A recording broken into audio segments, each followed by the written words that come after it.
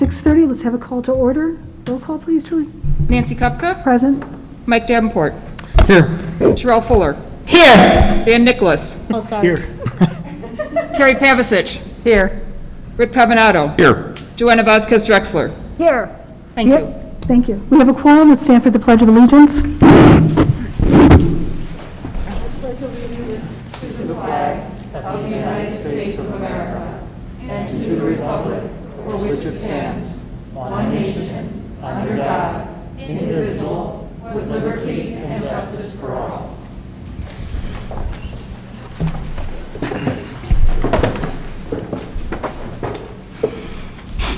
Good evening. Prior to the first reception of visitors, Dr. Thiele, you had some comments you want to make? Yes, I have a statement I'd like to read. It was sent out to the community earlier this evening, or earlier today, but I don't want to assume that everybody has had the opportunity to read it, so here it goes.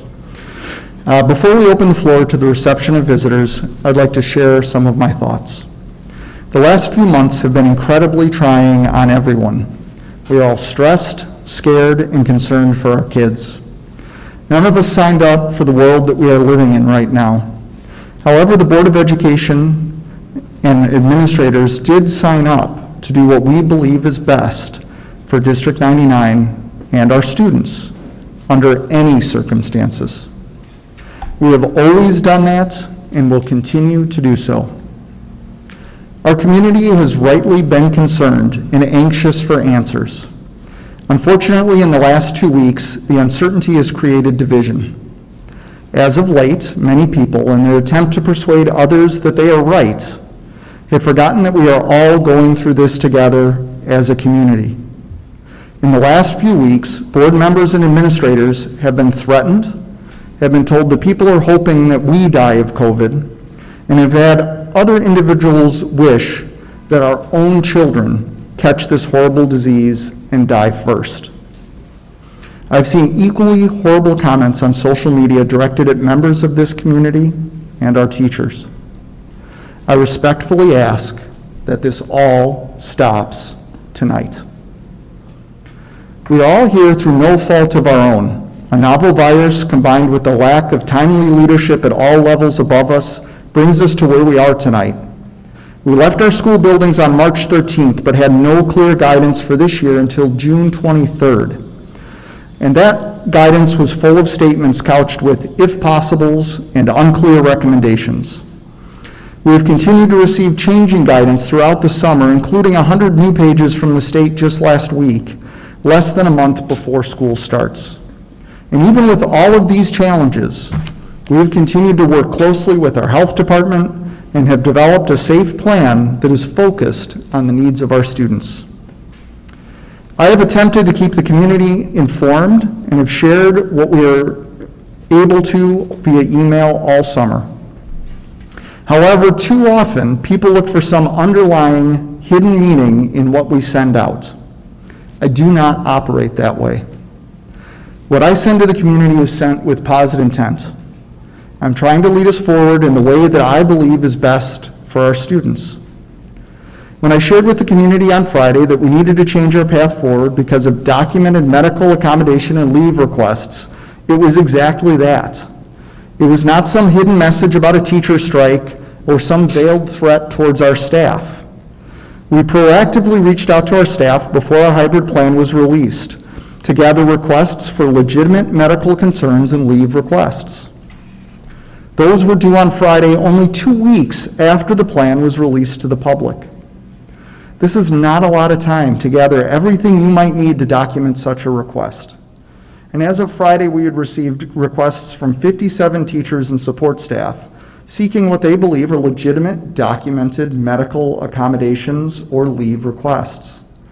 This reflects approximately 9% of our staff that interact with students on a daily basis. We need to process all of these with the care and respect that they deserve.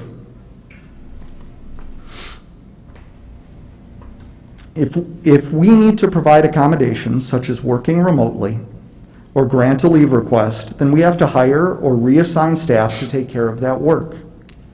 Hiring in a school during a pandemic and a teacher shortage is difficult. Doing so requires us to recruit, interview, background check, hire, and onboard new staff. This all takes time. Results from a background check can take a few days to a few weeks. This is why we have recommended the new modified hybrid plan. Tonight, we are still requesting to open with a modified hybrid model for 1 week to start the school year. By supplementing with internal substitutes and administrators, we are able to cover for staff shortages and run the schedule for 1 week. However, it is unsustainable in the longer term until we resolve our staffing needs. This one hybrid week allows students to come in and meet most, if not all, of their teachers and get the materials that they need for the year. It also allows us to execute the hybrid model for 1 week and learn from it. From there, we recommend transitioning to 2 weeks of remote learning, which you'll hear specific details about tonight and how it will differ from the spring. During the remote learning time, we will plan for a return to the hybrid model if conditions allow us to be in a hybrid model while following IDPH guidelines. It will be my recommendation tonight to have students return to school on September 8th under the hybrid model if it is safe to do so at that time. This plan provides us the time we need to get our staff in place to run this model for as long as possible. You will hear tonight specifically how we arrived at this point, some information about the hybrid model, and details about remote learning. You will hear from the public soon in the reception of visitors, and I remind those in attendance that we will not respond to questions during this time. This is your opportunity to have your voice heard. It is not a dialogue. However, I will attempt to answer questions we hear as part of the presentation that will follow. We will also track questions to include in an updated FAQ released soon. For those who choose to learn remotely entirely in our hybrid plan, we will support you. We will ensure equity for all students, and everyone will receive a quality education and a positive experience, no matter where they're learning. Students will have access to teacher office hours. All materials will be available, whether conveyed remotely or in person. Remote resource centers will be open and attendance will be taken. You will be served by our curriculum. You will be served by our teachers. Finally, I would like to thank the students, families, and community members that have participated in this process. No school administration staff or Board of Education has ever been through this before, just as nobody in the public has. I ask that everyone take a moment to understand that we are all doing the best we can in a terrible situation. Nobody knows the absolute right answers right now, and we're all trying to do what we think is best for our students. I ask, as we enter into the reception of visitors, that everyone remain civil. Please know that the administration and the volunteers that serve as board members up here tonight are all trying to find the best possible path forward when there is no clear answer. For my first time as a leader, I am confident that I will choose an outcome that will make nobody happy, not even myself. There is really nothing to be happy about in this time of COVID. And that's probably the only thing we can all agree upon right now. So thank you to the Board of Education for your service to this community and for your confidence in me as I lead this district. With that, I'd like to invite representatives from the DGEA up to address the board.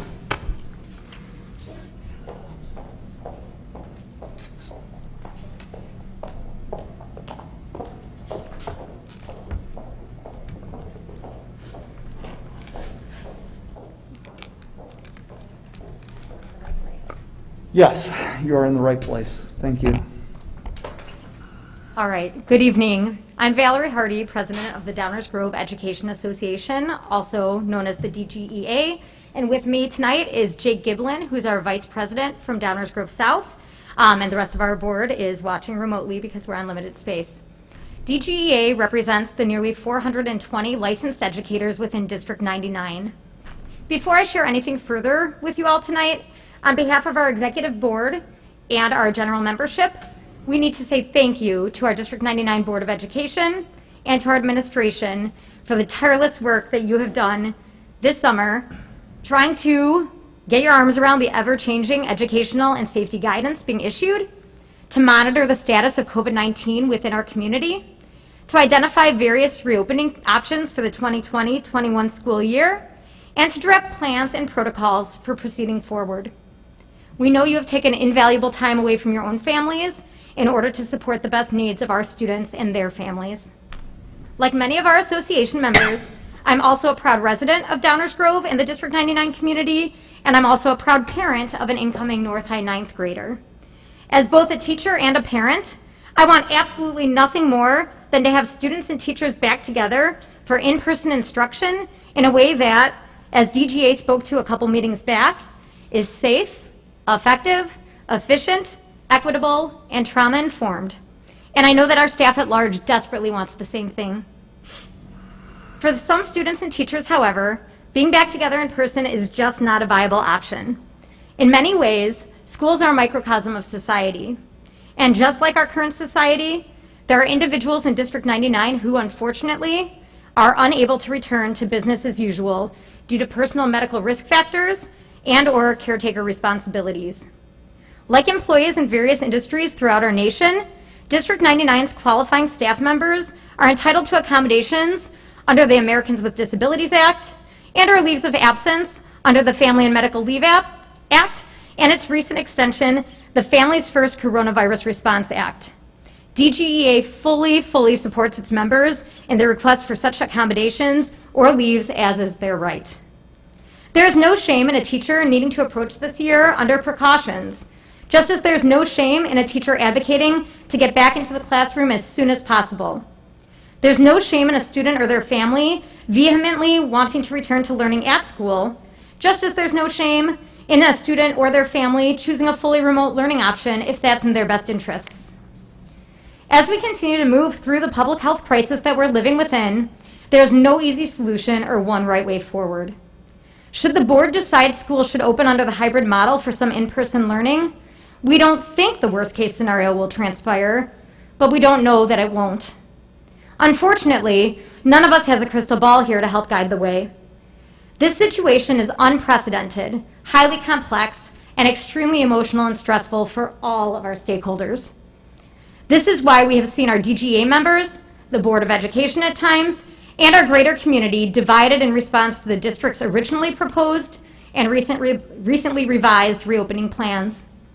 But despite these many differing perspectives, we are all here tonight, whether it be in person or watching virtually, because we care about students and we want to find a way to provide them with the rigorous, engaging, and enjoyable high school experience they so desperately deserve, whatever form or forms that may take this year. We are all making extraordinarily difficult decisions in real time and without any blueprint. And while an educational plan for this year will be imperfect based on the environmental context it is being enacted within, it is DGEA's sincere hope that we all will work together to maximize the outcomes for students. In times where communities have difficult decisions to make, it is best that all perspectives are viewed as honest, as genuine, and that we do not seek out scapegoats or resort to attacks. In Dr. Thiele's email to staff and community on Friday regarding the district's proposed new direction, Board President Nancy Kupka was quoted as having said, "The education of our students and the health and safety of our students, staff, and community are our top priorities." Throughout this process, DGA has been and will continue to be acting under these same priorities: supporting students' academic, social, and emotional learning, as well as their, our, and our community's safety needs, under whichever model or models of instruction the board ultimately enacts. Regardless of which model is chosen, little about the school year will look anything like what our students expect. We wish that we could offer them school as usual, but unfortunately that's just not a possibility right now. But we will do our best to offer them the best version of whatever model or models the board decides upon this evening or beyond. To try to reimagine teaching and learning under the current circumstances, 40 of our members have joined forces with administrators throughout the district across 6 committees focused on details of the hybrid instructional model, as well as on a fully remote instructional model. And our goal in all of this work is to best support both students and staff in their transition, and it's going to be a hard transition, to this new school year. Likewise, DGEA and its members have been, and continue to be, at the ready to work collaboratively with administration to help prevent issues from arising and to problem any issues that do arise at various forks in the road, including the potential staffing needs stemming from the accommodations or leaves of absence our members must take should the board approve those under the current reopening plan. For weeks, the board has heard many perspectives around what District 99's start to the 2020-2021 school year should look like. Tonight, the board has a critical decision to make. And DGA and its members, like the greater District 99 community, have been anxiously awaiting this decision. While we all still have our work cut out for us, once the board makes its decision regarding how students and staff will kick off the coming school year, District 99's educators will work tirelessly to learn, if needed, and to employ the best practices to ensure that our students are equipped with the necessary knowledge, skills, and experiences to persevere in the face of adversity, to be open-minded to the opinions of others, to use their voices to stand up for what they believe in, and to be safe, productive 21st century citizens in the midst of a global pandemic and beyond, because this too shall pass. And we know we won't be alone in these efforts. We have an outstanding community that knows how to unify in difficult times. We know this because we've experienced this. And now is no different. We would like to echo Dr. Thiele's earlier call to set aside the anger, the attacks, and to move forward to support our students' learning and well-being. Thank you. Thank you. All right, due to social distancing, we've had to limit the under Phase 4 Illinois guidance, we've only been allowed to have 50 people in the room tonight. People registered as they came in to speak, so I will call up people in the order in which they arrived and selected that they wanted to speak. The guidelines for the reception of visitors are up on the screen there. So there's 2 opportunities for the reception of visitors. The first one this evening is reserved for any comments regarding return to school, or any other item in which we are taking action this evening. We typically have a 30-minute allocation for any one topic, but the board has, and the board president have chosen to extend that to 60 minutes this evening. Each speaker has 3 minutes, up to 3 minutes to present. At the end of the time at the end of your 3 minutes, I will stop you from speaking. I will ask you to just cease at that point. It's not rude. It may seem rude, but it is just the protocol of how a public meeting works. So I'll just call in order of what's here, and up first is Nicole Proimos.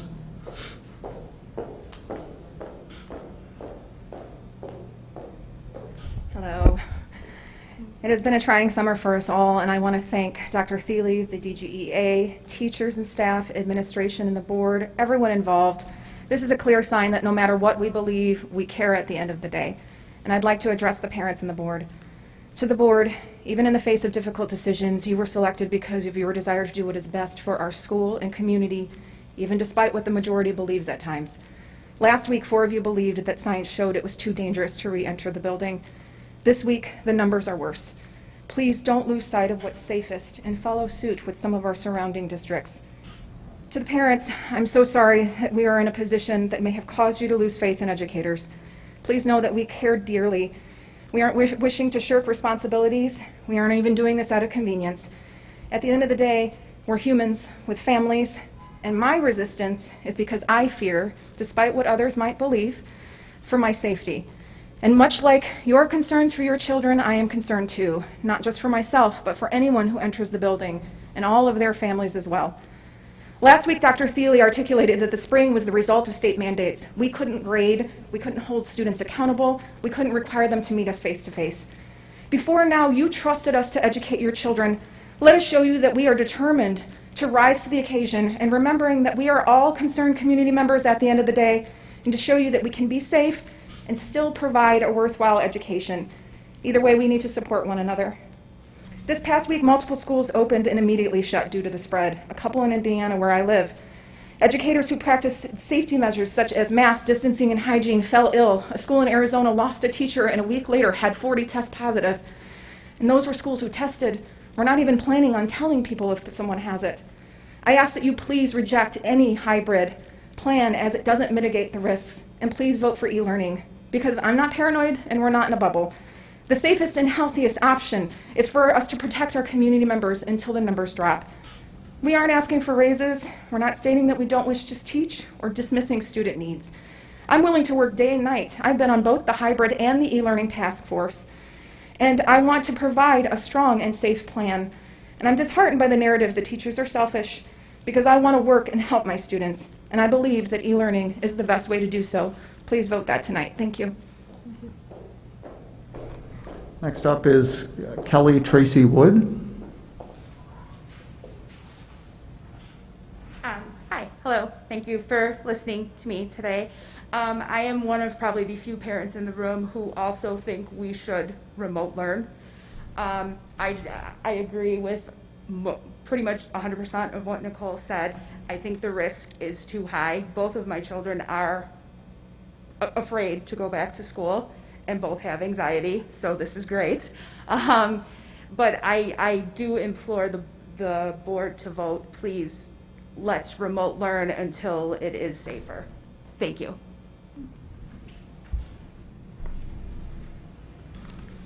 Melissa Rausch.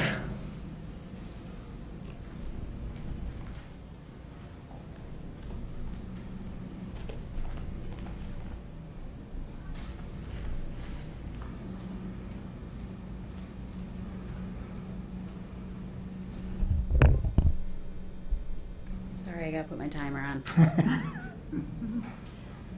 Thank you for the opportunity this evening for your commitment to this work.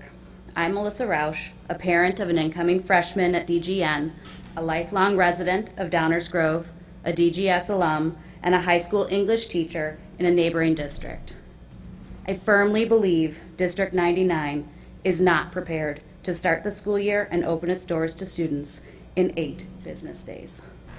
I'm here to urge you tonight to postpone the start of the school year, and if not postpone, then begin the year with full e-learning. I am frustrated, I am scared, and I am unsure of what the district has in store for my child's emotional, physical, and academic well-being this coming fall. It's already been mentioned that the district will have had less than 1 month to review, prepare, and implement the newly released ISBE recommendations, which is challenging in and of itself. There are 6 business days until faculty and staff report under this proposed plan. And I fully understand that things are fluid and changing. That was clear when the district notified the community of the staffing situation last week. Dr. Thiele has already said the district has to provide accommodations for faculty and staff that have legitimate medical requests, and that the district will need to recruit, interview, background check, hire, and onboard new staff. And to quote Dr. Thiele, this all takes time. But under the administration's proposed opening, more time has not been provided. Rather, more tasks have been added to the district's ever-increasing list of things to do in the same amount of time. Trying to address staffing concerns by supplementing with internal substitutes and administrators in order to cover for staff shortages is a disservice to all constituents, puts the integrity of the programming and services provided by the district at risk. My question is, what is there to gain from this? How will students gain under this proposal? No clear benefit has been presented. The only thing we have to lose by pushing the start of the school year is a few weeks from next summer's break. This is not a loss. This is not a sacrifice. This is an adjustment to how things are done in a pandemic. The students, teachers, staff, parents, guardians, future hires of the district administration, the administration itself, deserve to have this process completed in a timeline that allows for the appropriate dedication to all tasks at hand. If you push forward in bringing faculty and staff back in 6 days and students back in 8, no matter the format, hybrid, modified hybrid, remote, everyone loses. Please push the reopening day and give everyone time to do their jobs effectively. Thank you. Chloe Shepard.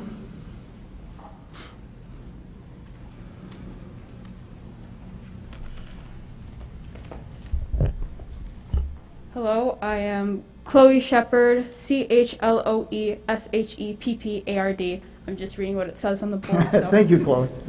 I am in favor of hybrid learning. I will be honest, I know it's controversial, but I personally am for hybrid learning. I understand if we have to push back a few weeks to get more things under control. I understand that. A lot of the reason why I want to go hybrid learning is because of the struggles with remote learning. I have quotes from actual students from both North and South who could not make it here tonight addressing their concerns. A lot of their concerns have been not getting enough help from teachers online, teachers ignoring them, being overwhelmed, and people are so used to the how school was before hybrid learning, and I think the reason why so many people want to go back to hybrid learning is we believe as students that we're going to get a better education. We fear that we're not going to get a good education if we go back to remote learning because of all the issues faced, whether technological, our own issues, and everything else. A lot of students have concerns that suffer from ADHD and other issues that struggle with online schooling, staying motivated, and getting the best education possible.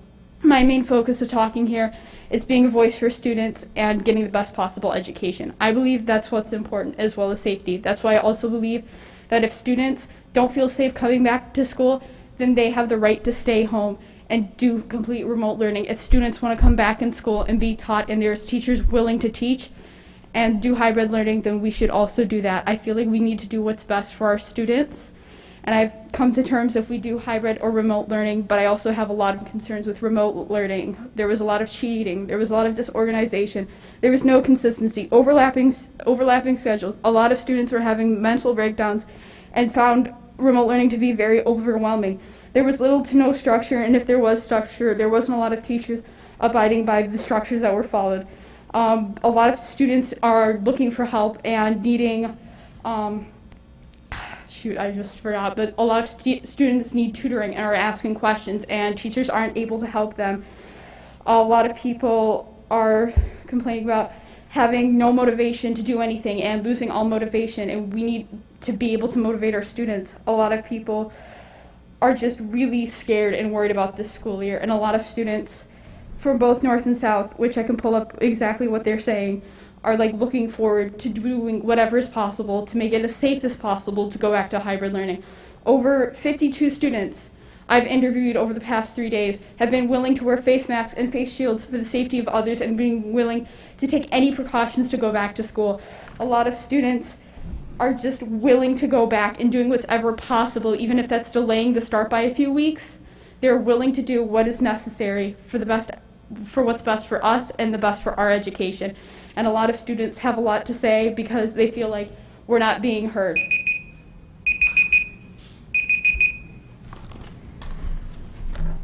Carolyn Plume.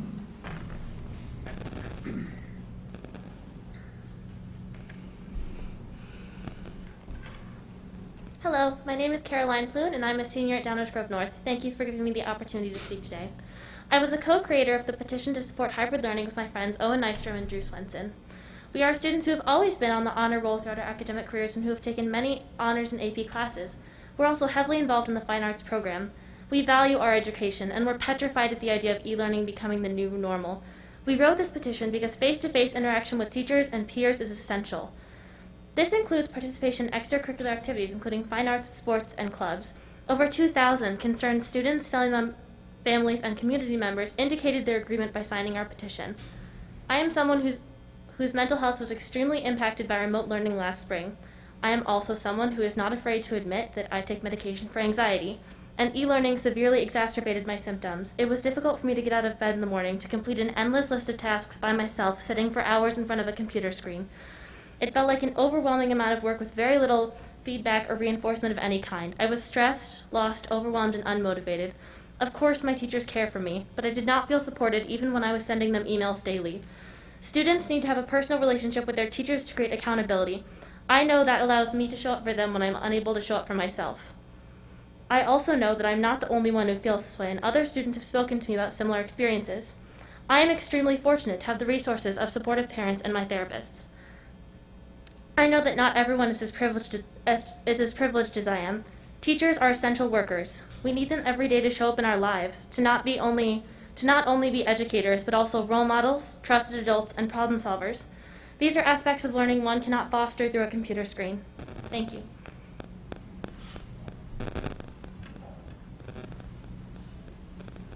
Rich Benema?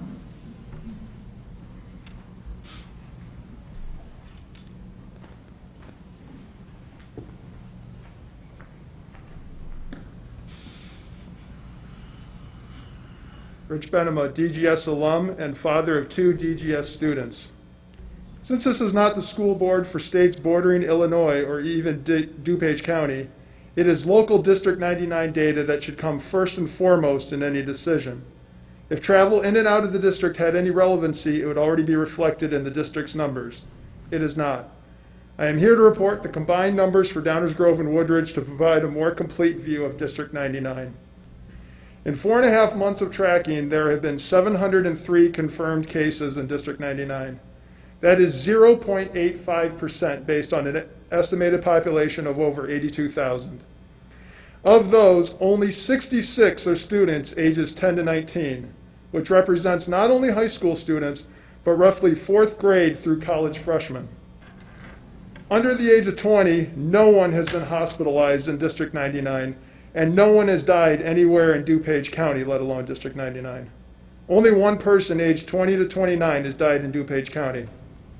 In District 99, only 46 people between the ages of 20 and 59 have been hospitalized, which is 0.056% of the population. No one under the age of 50 has died.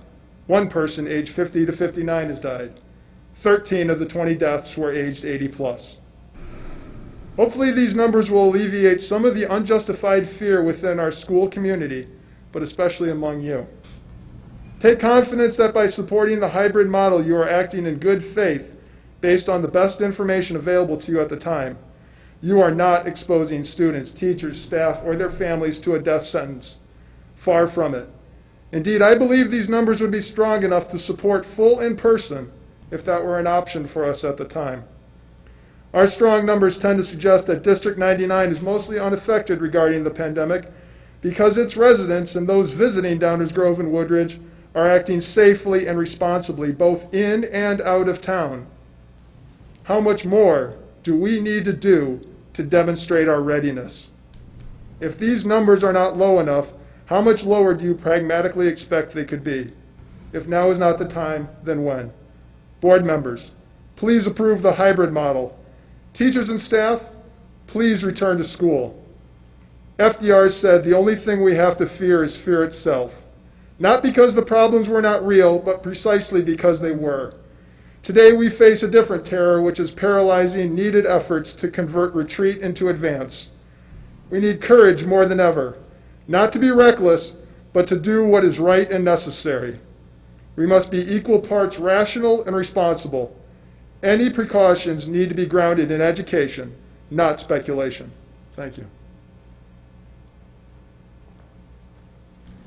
Bob Shepard?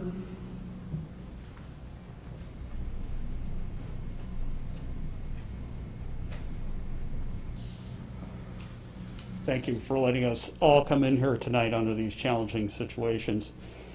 Most everybody that's come before me has already stated most of the facts that I was going to say, so I'll be brief. I don't think you guys are ready to go back to school starting August 17th.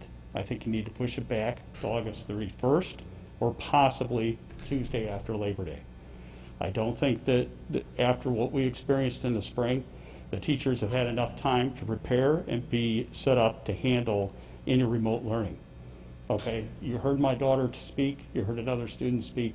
There was a lot of challenges that went on in the spring, and these kids were afraid to speak up and advocate for themselves and call the school, talk to teachers. They had to rely on their parents. They had to rely on us to try and get a hold of counselors and those at the school to try and help them out in their classes. So that's what I have to say. I think you guys need to push that back. Please consider starting on August 31st or the Tuesday after Labor Day. Thank you.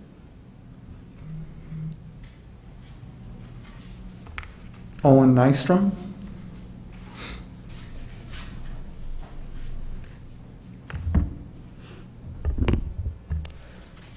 Hello, my name is Owen Nystrom. I'm a senior at Downers Grove North, along with my friends Caroline Ploon, Drew Swenson. Last Monday, the three of us drafted a petition to support the hybrid learning plan of Community High School District 99 in response to an unfavorable preliminary vote by this board. The petition we drafted now has over 2,000 signatures, demonstrating overwhelming public support for this learning plan. One of the reasons we were inspired to write this in the first place is our heavy involvement in the band program. We knew that if the district decided to go fully remote, the chances of us being able to participate traditionally in our music classes or extracurricular fine arts activities would be minimal. Extracurriculars, be it fine arts, clubs, or sports, give many students the motivation to perform better in school. The next reason we find it important to go back to school is because we care about the mental health of our fellow students. Beyond simply wanting to see our friends again, lack of social interaction is linked to increased risk for depression. Now that we have transitioned back to being graded as normal, there is increased pressure on students.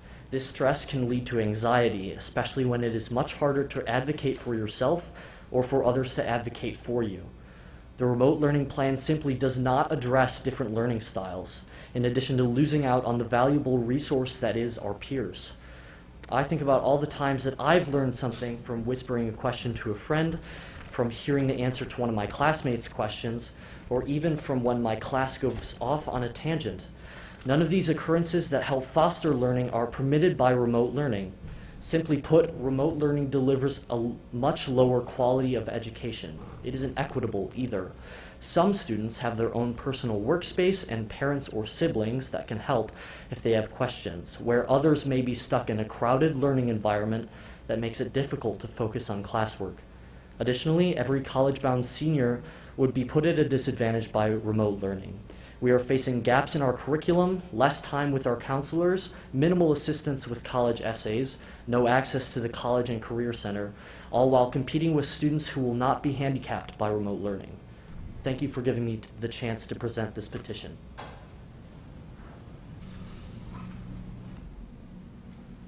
Julia Fisher.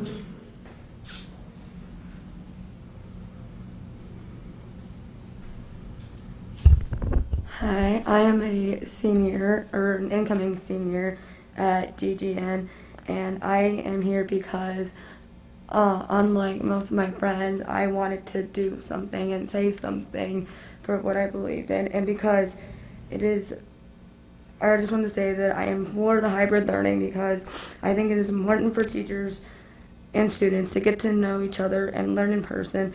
I'm also not afraid to admit that I am one of many students who struggles with anxiety and stress, and having the energy to get up every morning and be ready for e-learning. I am someone who feels it is more important to be in school half the time and work with hybrid learning and have to wear face masks and face shields. And even though it might be a struggle that it's easier for me to learn because e-learning for me was hard, and while working with e-learning, it was hard for me to get a hold of teachers and emailing right away, and I think it's easier to understand assignments and finishing and dealing with the rest of my assignments. And I think that after finishing and dealing with the rest of my junior year, that it was very depressing and harder for me to learn, and that is why.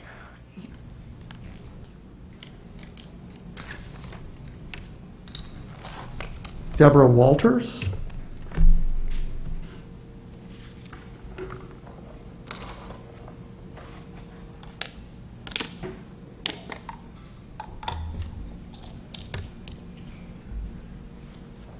Well, I'm not as eloquent as maybe some of the other people who've prepared a long speech, but I'm going to speak mostly from my heart.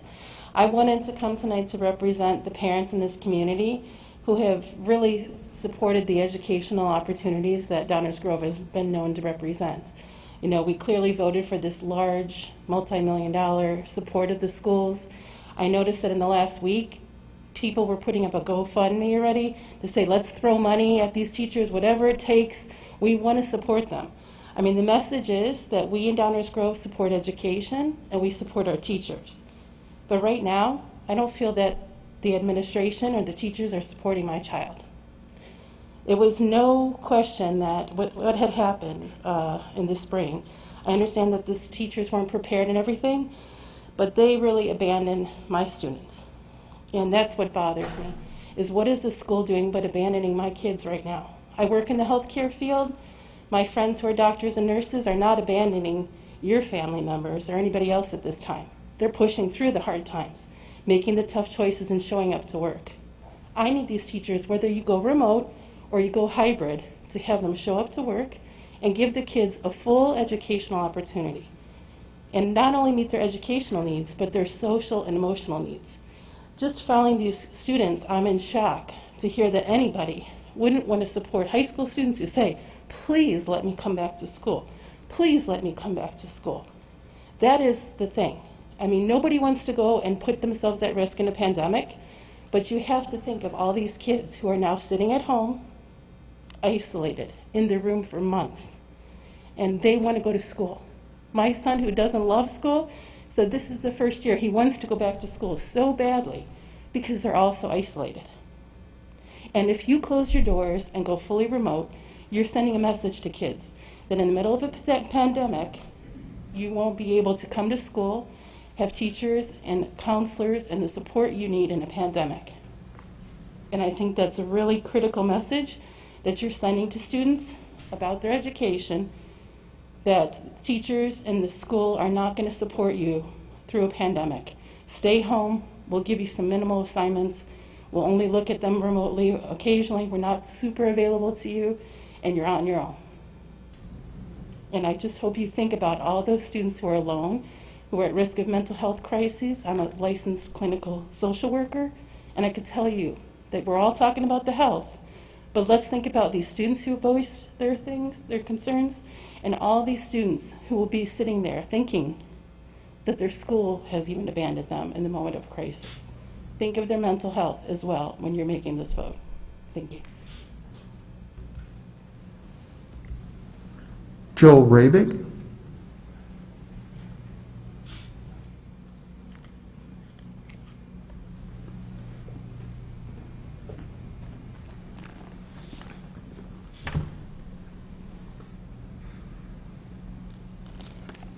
Evening.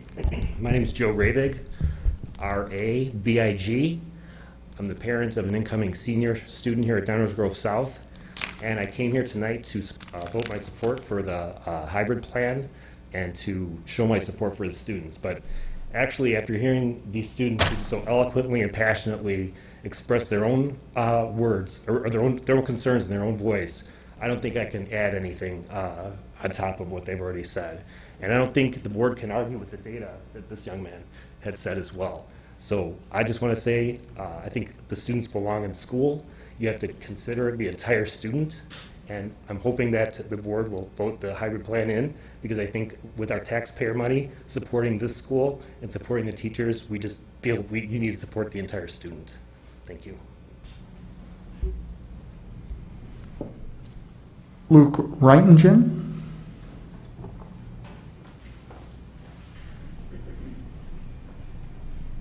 Luke Reintgen, Lukerheintgen. Sorry, it's spelled weird. I know it's probably like annoying as heck because like the world's on fire and you guys got to clean it up. Speaking off the cuff here, because I don't think a speech can really like summarize. Like it's not the same as speaking from the heart. I want to tell you guys, I have autism. I have Asperger's, which is a mild form of autism, and it was really hard last year, like really hard. Like I know you guys want to worry about safety and keeping kids like safe, and that's a good thing. Safety is a good thing. But I have to tell you guys a statistic. Only 5 people die of shark deaths every year. But a lot of people are afraid of sharks. Why? Because it's the mentality. A lot of people hear about sharks in the media and they're scared, right? Only 23 people under the age of 15 have actually died of COVID in the United States. That is not many people. And I want to say, I think people should go to school because it's good for their mental health, and it's really hard to be autistic and remote learn, like really hard. Thank you. Thank you, Luke. Colleen Halloran.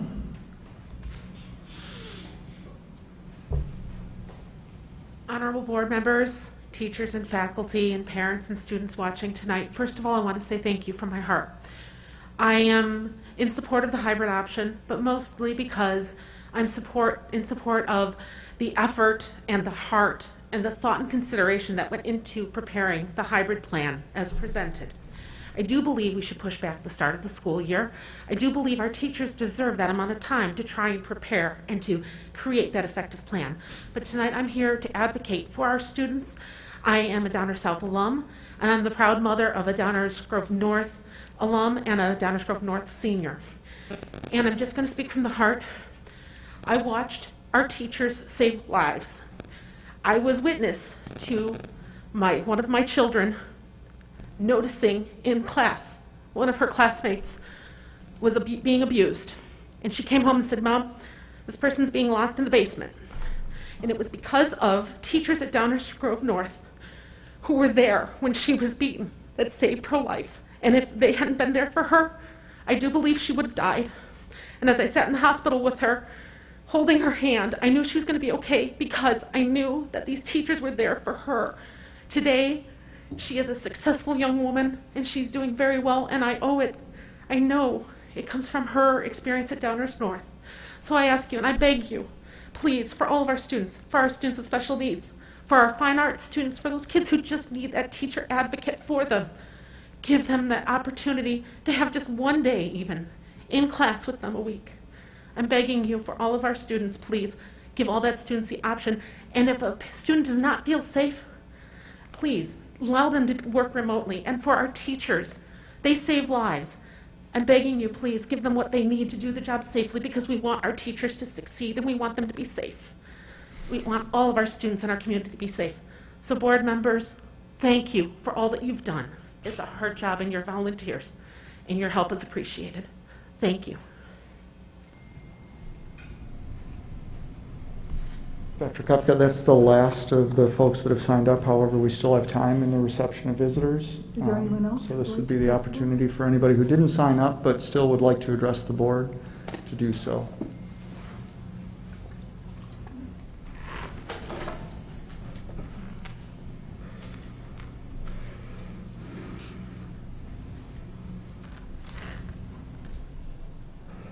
Please state and spell your name for the record. Roland Johnson, ROlandJohnson.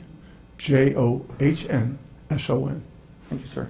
I wasn't planning to speak, but my daughter went to this high school, and my granddaughter's here now. And I've listened to a lot of people talk about the problems. I think we have to be really concerned is that, one, if we don't go hybrid, how are you going to take care of the students that need the lab work in the science department and other fields? And where you take care of the ones that need that extra effort by the teacher or the students that have resources to help them make it if they have struggling times? My granddaughter, who's a very good student here, honor roll, she thought this other program was no good, was not very good for them improving their education to prepare for college. She missed her lab work last semester. And now she's going to have 2 lab courses, 2 math courses, all honors, and she feels they're not going to get the attention she needs by going non-hybrid. I understand the risk that we take by going hybrid. There is that risk, but you don't know what the risk is. As the man over here said, less than 0.5%. Doctors are taking a risk every day, and they're working. Nurses are taking a risk every day, and are working. I go to work every day. I'm 78 years old. I'm still working full time. I go to work every day. Yes, there's risk, but you can level that risk down to a point. But we can't let the risk of the COVID take over our society and ruin the child's education for going to college and preparing to college and meeting with their counselors to make sure they go to the right direction for the college they want to go to. That's all I have to say. Thank you, sir. Is there anybody else that would like to address the board?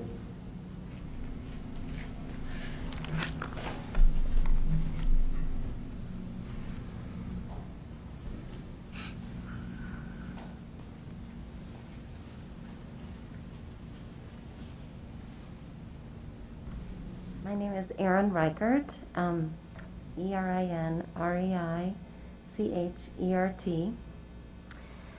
Sorry, I just wrote this. My daughter is an incoming senior at Downers Grove South. My daughter received a 4.0 last semester. I'm sorry, could you maybe move a little closer to the, thank you. Sure. So my daughter is an incoming senior at Downers Grove South. My daughter received a 4.0 last semester, and she's a very good student, but she didn't deserve a 4.0. And when I asked her about her friends' grades, they too received a 4.0. So kudos to the teachers who thought that they taught our children and did so well that they received a 4.0. But when I asked my daughter and my friend and her friends, what did you learn in those 2 months where you were in your bedroom by yourself and miserable? And they all said, nothing. And that scares me as a parent of a senior who is preparing for college, and she is not getting the education that she deserves and all of our children deserve. And I know that there's been points about e-learning and that maybe there's master students who do really, really well, but they're also paying for that education. And they have a lot more on the line to get that education through e-learning. And they're also older and they're more accountable. These are our children, ages 14 to 18. And it just saddens me that when we listen to the CDC and we look at those amazing stats of the risk, why is it that so often we are focused on the negative and we're not focused on the positive? And the positive is that as a country and our county and our community, there is more than 99.99% that survive COVID. But we are not rewarding the risk.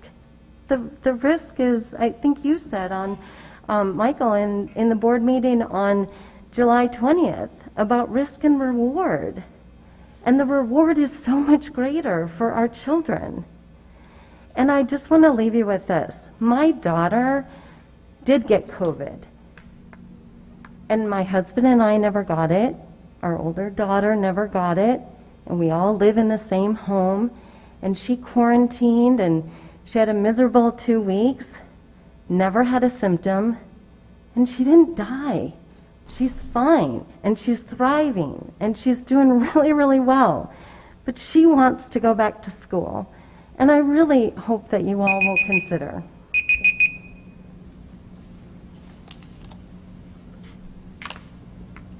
The floor is still open if anybody would like to address the board.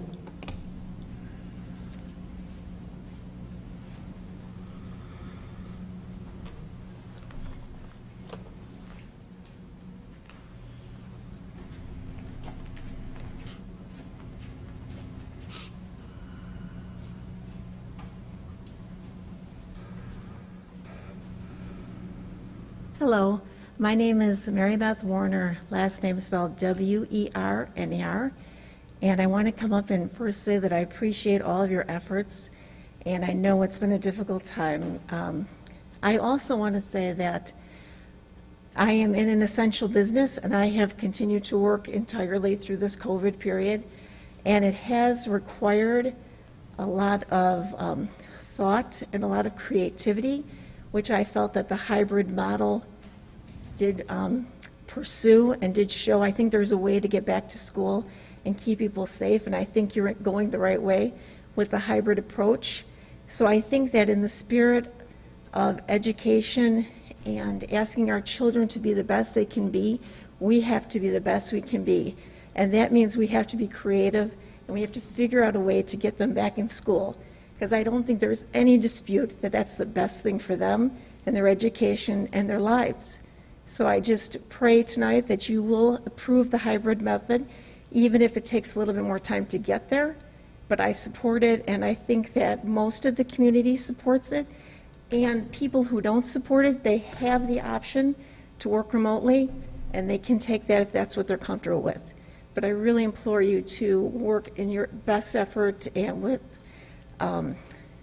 vigor and excitement with the hybrid method. Thank you.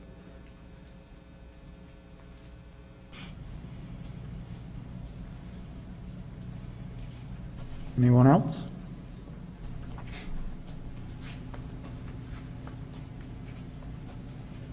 When I was a teacher, this is what they call wait time. I was kind of 7. All right, hearing none, we'll progress with the rest of the agenda. Okay, let's move on to the board workshop, the update on remote learning and return to school guidance.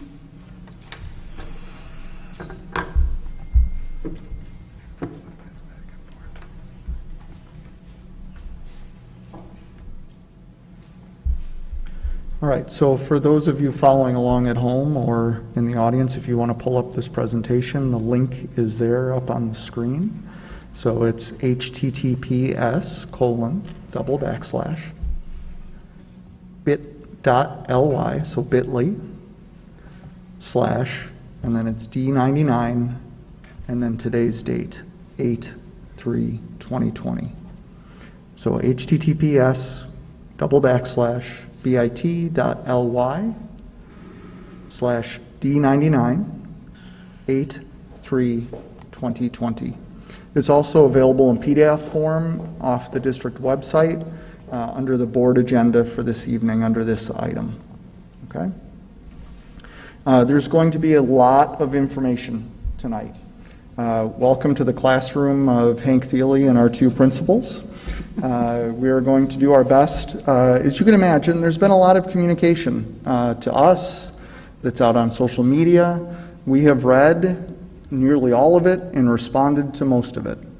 In doing so, we have worked really hard over the last week to try to put together a presentation that answers as many of the questions that we have seen out there as possible in both the hybrid plan and the remote plan. Before we get into some of those details, I'd like to review the timeline of how we got here. There won't be a quiz at the end, so you don't have to remember any of the dates. But just a reminder, as I said in my opening statement, it was on June 23rd that the state provided us the overview, or the rules. One of the things that I don't think most of the public understands is that schools are receiving this guidance in the same time that you are. So we're not getting advanced drafts of it. We're not getting to see it before you are. It ends up in the public eye at the same time as us. Almost every time that the governor has gotten up to speak about education, before he is done speaking, my inbox is full, and I have a few voicemail messages to respond to before I even have a chance to digest what it is that we're being told. This is a very difficult environment to work in, and I understand. Look, it's a novel virus, it's a pandemic. I just want everybody to kind of understand why it seems like at times we as a district are playing from behind, okay?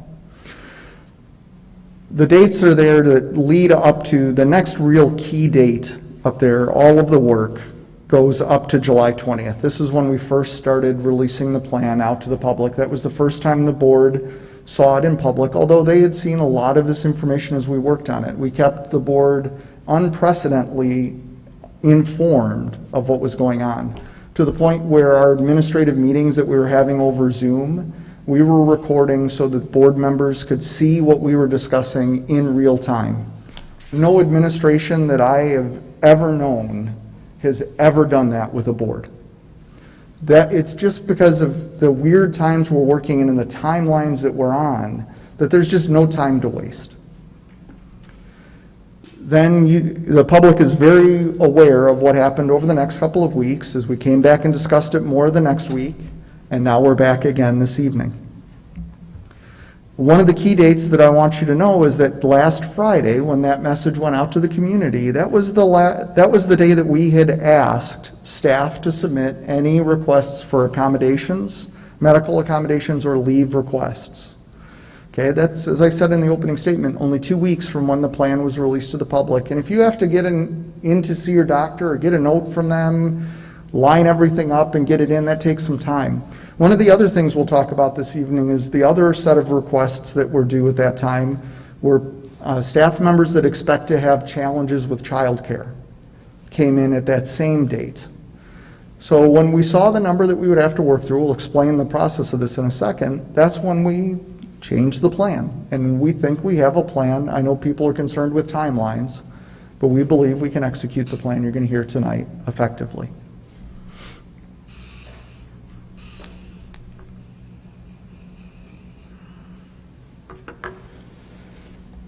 All right, so I kind of explained that timeline, but what I want to walk through is that for each one of these situations, it requires the staff member and our team to sit down and have a conversation about what leads to that leave request or that accommodation that they need. And that could range from anything from they need additional level of PPE or a different schedule, all the way ranging to working from home, or they need to take a leave of absence. Okay, any one of those options is challenging to work through and requires a lot of work on both the employee's part and the administration's part to put together a plan that's good for kids in the end. If we end up with a work from home accommodation, so we have teachers with health conditions where they're not going to be able to come into a school building with students. It is our goal as an administration to have our highly qualified, excellent teachers working with our students, whether that be in a remote format or an in-person format. We believe that our teachers are best. Not just trying to find as many people as we can to fill those spots. We want our teachers there. But it might mean that in some cases our teacher needs to work remotely, whether that be to a health accommodation or a child care accommodation.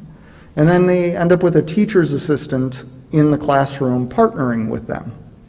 Okay, as we saw the number of these that we needed to work through, we've got to pair some staff. We have staff here that are paraprofessionals in our support staff association that have worked with us, many of them for years, that will be great teacher's assistants for our teachers. They work alongside them all of the time. And we need to pair them up and get them working together and ready to come back. This is why you're hearing September 8th as a time to come back. Many of the staff that will be paired in those teacher assistant models are staff that our kids already know and already have relationships with in the schools. This is not necessarily a bad thing, it's a different thing. But it takes some time to organize and to get straightened out. We also have some childcare concerns to work through.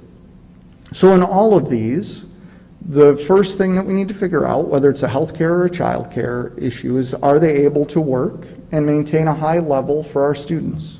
And if so, we want them to be able to do that.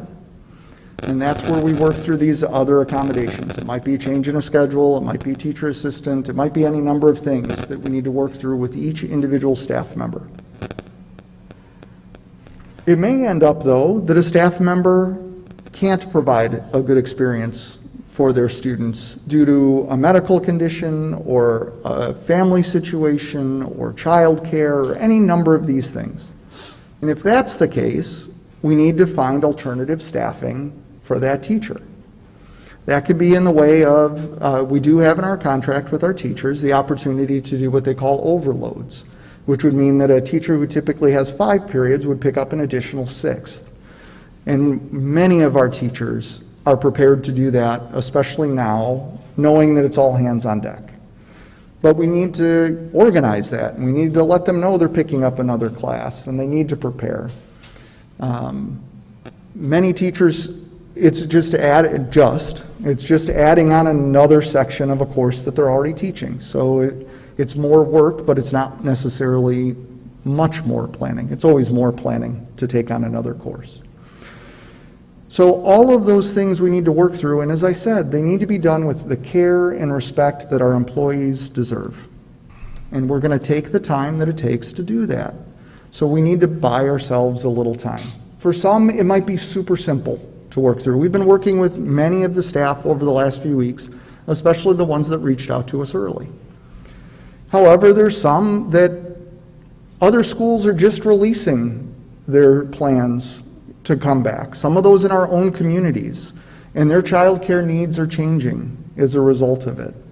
So we need this time to work through it. We need people to be patient as we do that and know that things will be shifting and kids are going to be okay. We're going to have great teachers in front of them. And not only do we have great teachers, we have great teams of teachers. Our teachers work great together and will support one another to make sure that all of our kids have a fabulous learning experience no matter how we staff the start of the school year. We also have teachers that had submitted for part-time going into this school year. So they had a specific family need where they needed part of the day off, and they were taking a reduced schedule and a reduced salary to do that. But now we've kind of thrown the schedule up in the air and changed things, and you're going to see a remote schedule that changes things again. We need to work with each of them to make sure that we're meeting what their needs are along with the needs of our kids. So I know it sounds like I'm talking a lot about adults right now, but adults are the ones that interact with our kids every day. And we need them to make sure that they're in a spot where they can do that effectively. And if they're not, then we need to get somebody there who can be. Okay? So these are some of the challenges that are outlined here. Employees do have leave rights. Okay? Our employees are essential employees. Okay? Schools are essential employees. I saw that as a common misnomer in social media and in the emails I received over the course of the week, that teachers should be essential employees. They are. And whether they're designated that way during a pandemic or not, they always have been. Somebody submitting a leave request is not an indication that a teacher doesn't want to come back to work. Okay? It's an indication that they have some unique life situation that we as an employer must work with them through. They have a right for that, and I don't know if that's my speaker or somebody else's. But you can see up there there's several laws and acts that dictate how we work with these things, and we've been proactive in gathering these accommodation requests. Many other school districts, you're going to see this start to happen. We were proactive. We reached out to staff members before the plan was released to the public, just a couple days before, not much, right? And said, here's what we're thinking. Start submitting any accommodation requests that you might need so that we know how to plan effectively. There are a lot of schools out there that haven't done this, and they're going to be surprised when teachers and staff aren't able to return at the start of the school year. And you're going to hear about schools that call this audible on day 2 of the school year because they don't have enough staff. So I know it sounds like it's sudden and it's a quick change, but we are being as proactive as we can on this timeline. And I know that for some of you in the room, this is just making your point, that we should delay the beginning of the school year because of it, but we don't think we need to, and we'll explain why in a little bit.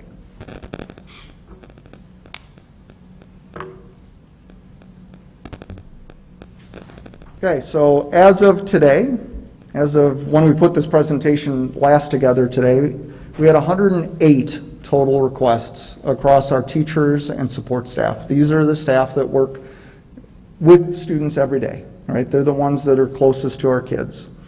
And a lot of people have been asking for some numbers. I can't give you all of the numbers, but I can give you some aggregate numbers here as to what it looks like. So we have 27 staff that due to medical these are due to medical reasons, cannot participate in in-person instruction. This is one thing I want to be clear about. If your teacher is not back, if your student's teacher is not back and is working remotely, that isn't necessarily an indicator that they have a medical issue. It could be any number of concerns that could end up with them working remotely. And it's really important that we tell you that because they need their privacy protected as to what the reason is why. okay? So don't assume that it's a medical reason, don't assume it's a childcare. It could be any number of reasons why a teacher has to work remotely, okay? What we're going to try to do, as I said, is take that remote option if possible and pair them with another adult and make it work, okay?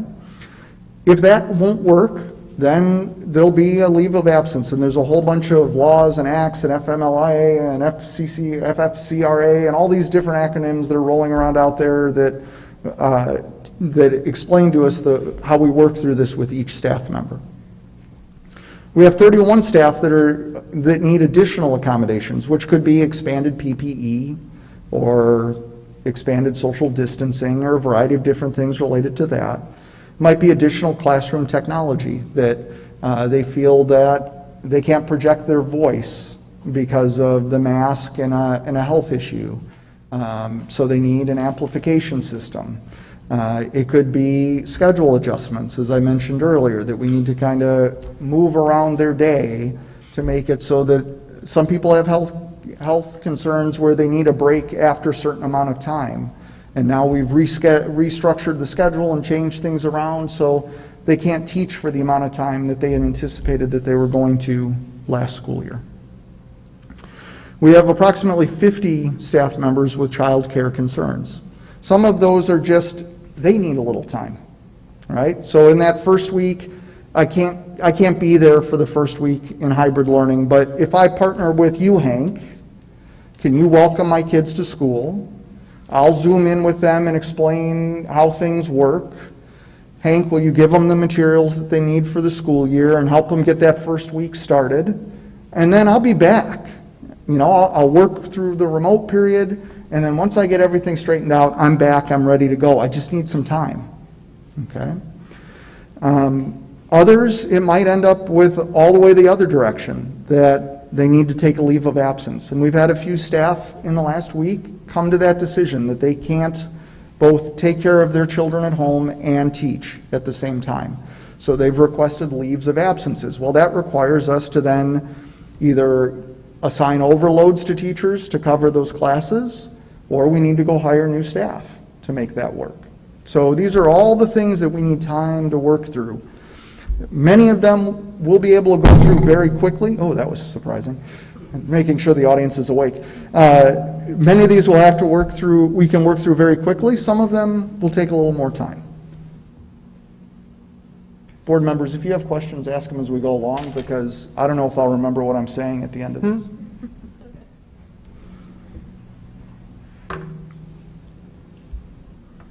All right, so I've talked through many of these, but just the review of things that could end up as a result of these changes. They're all up there. I think I've said all of these already, so I won't bore you by saying them again, but that's kind of a summary of what those outcomes could be.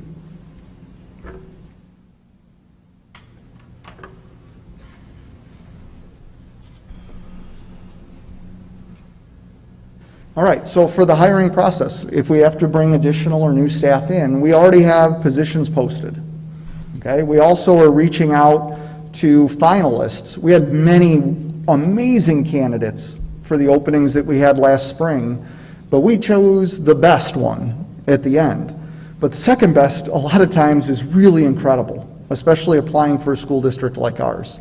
So we're reaching out to those folks to make sure that they're still looking for a job. If they are, might be a good person to bring in and get our first candidate and our second candidate in for a school year.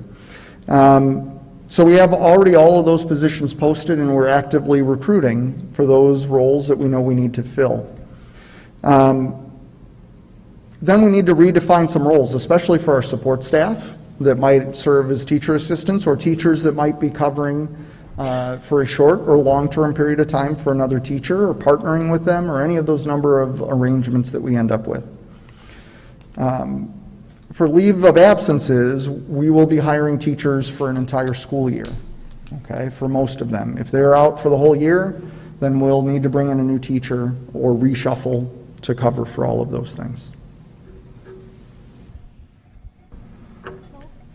A question. Yes. I called you today and I didn't ask this one. For those teachers that are Can you speak into the microphone, Cheryl? Look at me, I'm not doing it right. For those who are hired to to replace leave of absence teachers for that year. Once that year is up, are they just back in the pool to look for more teaching work? Yeah, all first-year teachers are on a year-by-year contract up until they earn tenure. So they'd be in the same position as all of our first-year teachers at that point. And at the end of the school year, then we'd make a determination if they were sticking around because somebody else was leaving or retiring, or if they did a great job and they're fabulous teachers, we want to keep them, right? But if we don't have a space for them, then yes, we would release them.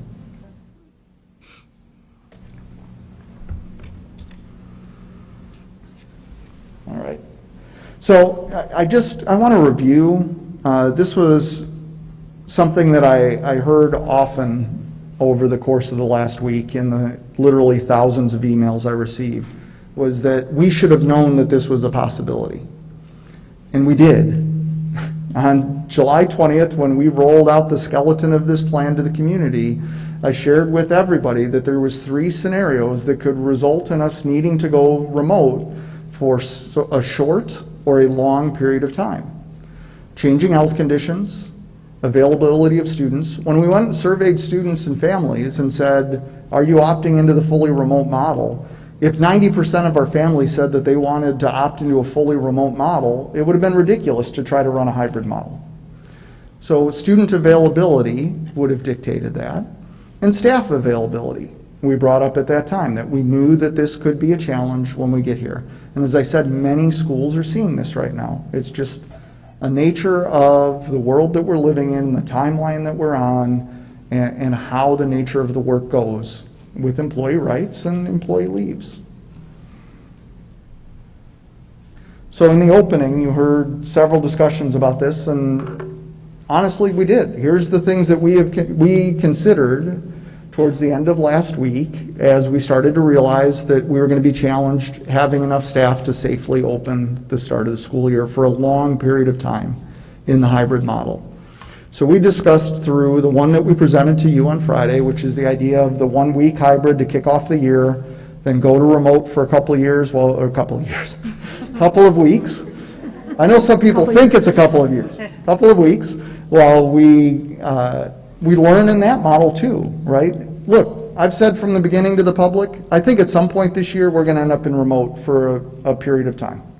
I don't think that that is the best way for our kids to learn. But I do think, and you're going to hear why, we'll be much better at it this year. So having a week to practice the hybrid and to get back and get rolling, and then a couple of weeks to practice remote and to set up returning to a safe and effective hybrid model and making corrections from what we learned the first week. Look, I'm a great believer in you roll with what the world gives you and you make the best of it, you learn from it, and you keep pushing forward. I think that the model that I presented to the community is exactly that. Look, the situation gave us something different than what we were talking about a couple of weeks ago. Fine. We adapt, we learn, we grow, we adjust. We put together a great plan for our community and for our kids, and that's what we do next. And if the situation changes, we'll do it again. And this whole school year is going to be that for our kids, for our teachers, for our families, for our community, for our world. So, look, our kids are going to roll. They always do. Our kids are so good. You saw them tonight. You saw just a smattering of our kids tonight. Our kids will do whatever we need them to do. They always do. Our kids never disappoint. Never. And I'm very confident in this plan. I know it seems disjointed, but if you look for the positives in it rather than the negatives, you'll see some really positive things that happen. We get kids back to school. They'll connect with most, if not all, of their teachers. Some of them will get to hang out with the superintendent for a day. How awesome is that? Right? Yeah, thanks, Stacy. Not so much. Just ask my own kids. Then we'll go into remote learning. We'll give that a try for a couple of weeks. We'll learn from it. We'll improve on it. We'll give families an opportunity to provide feedback on both examples. And then hopefully, if health conditions are good and everything is meeting the metrics that the IDPH releases, then we're back at it under hybrid for as long as we can do that. It gives everybody a chance to prepare for that new model, and it gives us time to pair our teachers and adults together, gives time for kids to get to know their teachers in the remote format. And we're going to explain to you how that's going to work this evening, okay? And then I'm hoping that on September 8th, we're back. Only though if the health metrics allow us to do that, because we know that that is a changing target.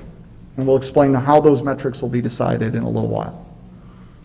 Okay, you can see the other two options we considered, and a few of you recommended this tonight. We could go fully remote, but that doesn't, we have been saying all along, getting our kids back to school is our #1 priority. That's how we know that kids are served best. And you heard some of the reasons for that tonight from the audience. Okay, we believe strongly that kids need to be back at school. That's why we've been fighting so hard for this hybrid model. That's why we have been working to put this thing together and to staff it and to make sure it works. Look, going remote for an administrative team is so much easier than figuring out hybrid. Everything from the PPE we need to provide, to the rules, to cleaning procedures, to schedules, to getting our teachers prepared to be confident in this model is so much harder than just flipping it remote. Look, if we flipped remote today or tomorrow, I'll go on vacation because my team has got it from here, okay? Hybrid is way harder, but it's worth it. It's worth it to have our kids here with us, and I truly believe that as your superintendent. My administrative team truly believes that. A lot of people believe that, and I know it's a balance between that and what's healthy and safe. We think we can do it. We truly believe we can do it healthy and in a healthy and safe manner. We've met with the health experts to make sure that that can happen. All summer, lots and lots of time with health experts in the DuPage County Health Department. I wouldn't be bringing kids back if I didn't think we could keep them safe. So I want to do that. That's why we don't want to go to the fully remote model. Yes, Nancy? So, to be clear, the option 1 of recommended, when we say learning for 1 week, remote learning, and for 2 weeks, and then return to hybrid learning, just to be, you said this, but just to be very, very clear, that is dependent on the health conditions of the time. Correct. That is dependent, and I don't mean to steal your thunder, but I know you're going to be talking about discussions with the DuPage County Health Department. Mm-hmm. One of my concerns about option 1, and I am very afraid of COVID. I talk with people every day of my work life who have COVID, is that people are going to walk away from this today and say, gosh darn it, we'll be remote for 2 weeks, but after that, we're for sure coming back. And that is certainly not the case. I know that's not what you're saying, That's not what I'm saying. but I don't think we can make that statement clearly enough. Because we cannot put anybody in jeopardy. We cannot put students in jeopardy, or staff, or administrators, or whomever. And we have said from the beginning, just to be clear, if we go back to July 20th, that even if the board had approved on July 20th the hybrid model that night to come back, that we would be monitoring the health metrics leading right up until the school year and after the school year started. And if at any point that the DuPage County Health Department or the Illinois Department of Public Health told us that it was not safe to be here for in-person learning, that it would change to a fully remote model, right? That's what we've said from the beginning. That continues. So we could return in a hybrid model and be back for a day, and conditions change in Illinois or in DuPage County, and the health experts say we're done with in-person learning, and then we're done until they say it's okay to come back again, all right? So like I said, we're all going to have to be flexible because it could be back and forth depending on how it goes. But absolutely, we're working closely with those health experts, and we're going to lean on them to determine if we should come back or if we should leave. And to be clear at this point, the health experts have said that we are in phase 4. They have not Correct. said it is safe or it is unsafe. In fact, Correct. there's been a total lack of direction on that.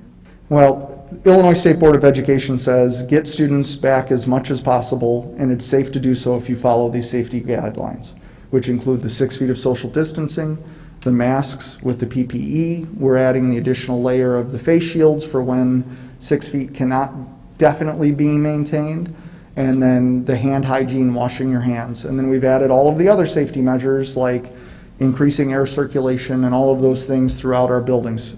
So we've gone to extreme measures to make sure that people can be safe.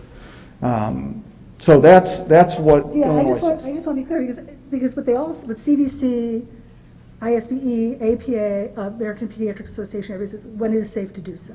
Correct. Not, Not just send everybody back to school. No. just to be clear, so everybody understands. No, and that was, as we started looking at those guidelines, that option of sending in a school this size. Remember, and this is, I keep hearing from people, well, this school's doing that, and this school's doing this, and this.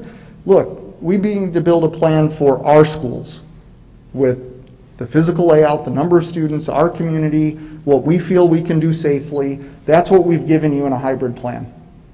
You can look at any other school district and say they picked something different, and they went through the same exercise we did to come up with the plan that they think is right for them. Look, we've been tasked as an administration with something nobody's been asked to do, and I think we've risen to that challenge in the plan that we've presented. But I'm not overconfident, and I'm not bold enough to tell you that we got it absolutely right. Because if we got it wrong, we're going to change it, we're going to correct it, we're going to fix it, and if we have to, we're going to send everybody home. And we're going to switch to remote learning, and all the concerns that you raised tonight about the emergency remote learning that happened last spring, you're going to have a whole different experience this year. And Ed and Janice, pretty soon when they kick me off of the soapbox here, will explain to you the things we're going to do instructionally to make this a better experience for our kids. And a lot of our handcuffs have been removed that the state put on us last spring. So you're going to hear that this is going to be different. And we're going to explain to you why it's a good experience no matter how we come back. Okay? So Hank, quick question before we move off of metrics.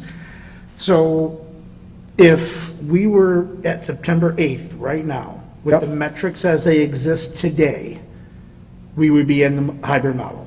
So that's a great loaded question. You're stealing my thunder for later. So the guidelines as we know them today, yes. Because that would be following the Illinois Department of Public Health guidelines on phase 4 and all of those things that you see reported out on each of the health regions, right?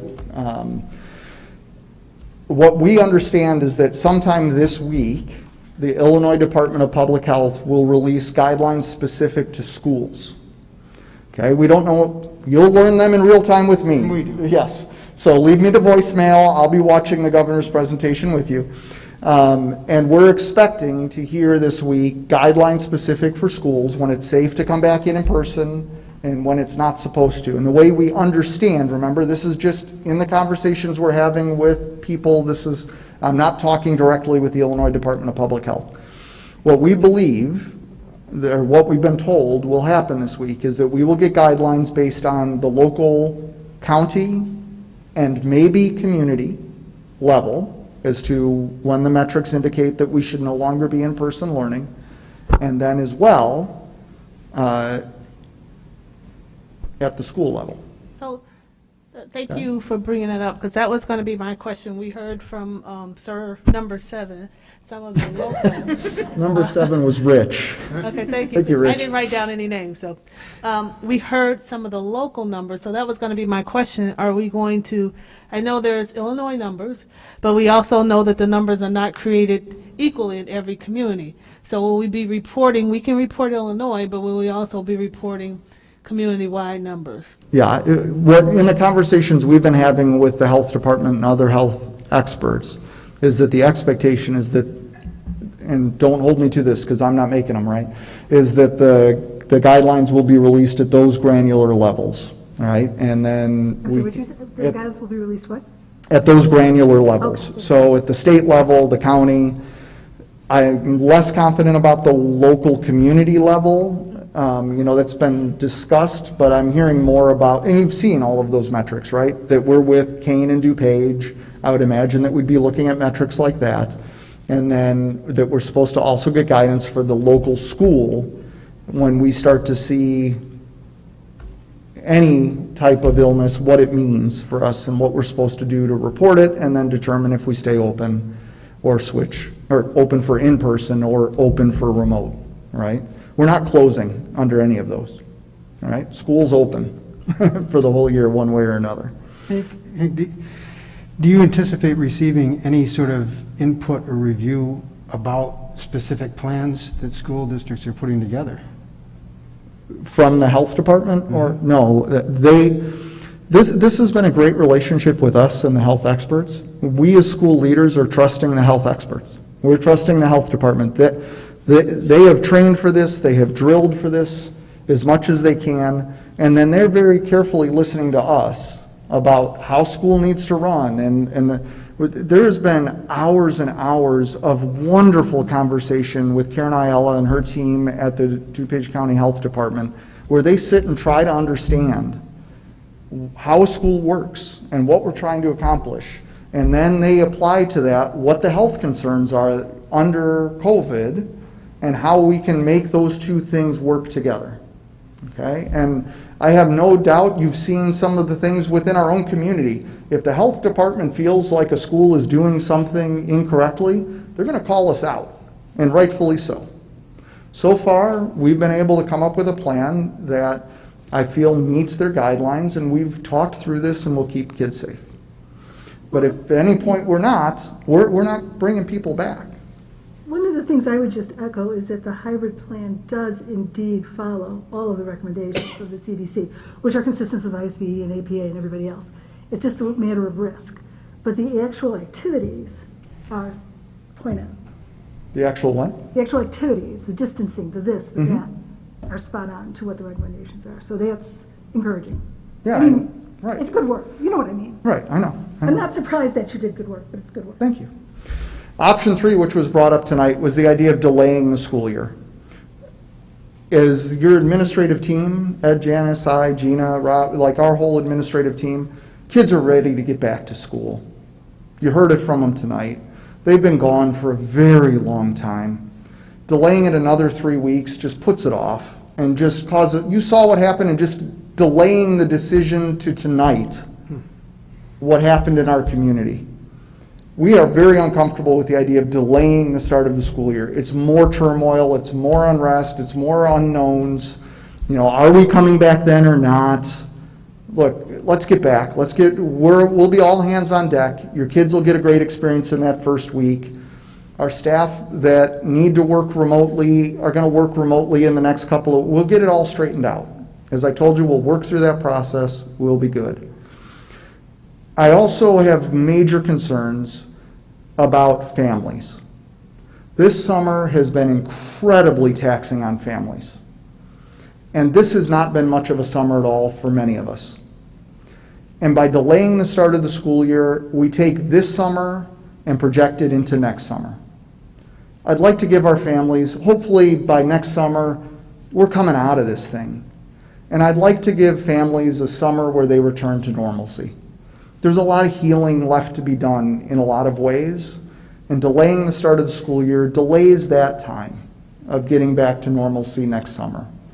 And we talked about this a lot as a team. This is another one. If you're going to pick what's easiest for administrators, we're going to delay the start of the school year. That gives us lots of time to get things lined up in order. But if you're going to do what's right by kids, you're going to do everything in your power to get them back to school in the time frame that they intended to come back to school. You heard it from the kids tonight. They're ready to be back. So when you hear that from the kids, that opens up to you option 1. And that's why we're recommending that one tonight, as long as it's safe to do that option. All right, so we didn't share with you on Friday exactly what was going to happen in that first week because we were still working on it. Remember, we're working in real time. All right, so this is what we've kind of worked through that we think week 1 will look like, okay? You know that this is going to be a tough year for freshmen, okay? The 2 biggest classes this will be roughest on this year will be our freshmen and our seniors, okay? We want to make sure that our freshmen come in and get started on the right foot. Look, falling behind freshman year is like one of the worst things that could happen to a student. So we want to make sure that they have a great experience, especially in that first week. So all along we've talked about that first day would be just for our freshmen. Our grades 10 through 12 that they would work remotely on that first day, because there's a lot of things, some videos to watch on mask protocol and activities and how things are going to work differently. There's a lot to learn about going back to school with COVID going on, okay? So grades 10 through 12 on that Monday, they're going to get a lot of that information. Our freshmen, our grade 9, will come back half in the morning, half in the afternoon, go through their schedule, meet their teachers, get their supplies. Then freshmen are working remotely the rest of the week, which might sound weird when we're saying getting students back and getting them in is the most important thing to do for freshman year. But we're really looking at this as an opportunity to do freshman orientation in a new and important way.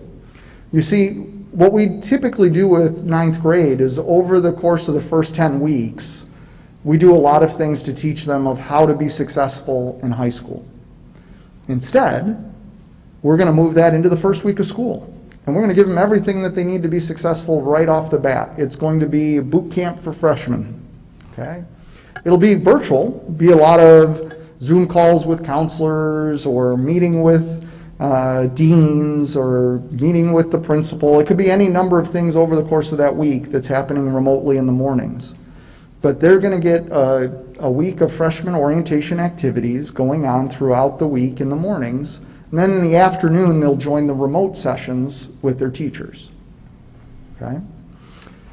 And then grades 10 through 12, Tuesday through Friday, will follow the new hybrid model. What this allows us to do is in that first week, we bring back 25% of our students on Monday. That makes sure we have plenty of staff to make sure that our freshmen are well taken care of on the first day. But then by freshmen being remotely the last 4 days, and that frees up all of our freshman teachers to make sure that we're taking care of grades 10 through 12 while they're here during that time. Because, as you heard, we have some staffing issues to work on. So this is how we get enough staff between that and Ed, Janice, and I getting to hang out in classrooms for a couple of days, right? We'll make sure that our kids all have a great experience, are all set up, ready to go, that they connect with their regular teacher even though that they're not there, and we'll kick the year off right. And then, as we've talked, yeah, go ahead. Sorry, so freshmen will have no classes, they'll have no in-person classes after Monday. Correct. They'll come in. They'll have remote work. They'll have plenty of remote work for the rest of that week. And plenty of remote interaction, probably with staff that they might not have met until months into the school year. They'll get to know right away from the beginning, right? Know what resources are available to them and those kinds of things. Then 2 and 3 fully remote. You'll get to hear more about that tonight when I stop talking and Ed and Janice take over. They're probably wondering if that'll ever happen. And then week 4, hopefully, if health conditions allow us to, we will return to the hybrid model. Okay? So that's the plan for the first 4 weeks of school. So again, we do this all the time. We both know what we're going to say. So absent any direction from the DuPage County or Illinois Department of Public Health, right now, we are in the yellow spot. We're in the warning phase, the documented community transmission for, because we have, as of Friday, because it's a rolling average of 7 days, 73 cases per 100,000 people. So absent, if in fact DuPage does not come forward or the state does not come forward and say, you know what, in our best estimates, these are the parameters for when it's safe to be in school and when we want to look at closing it, what are our options then? Then it goes to the metrics that the DuPage County Health Department's following now, which is positivity rates, ICU beds, hospital beds, all of those what are With they, the 5 different expectation that metrics? we would have to fail on 2 of them in order to close? No, with the expectation that the DuPage County Health Department would tell us when it was no longer safe to bring students back in person. They would be the ones making the recommendation to us at that point. So my concern, as I keep saying, is they haven't done it so far. No, because they believe that the numbers, I talked to them today, they believe it's safe with proper planning to bring students back to school if it's today.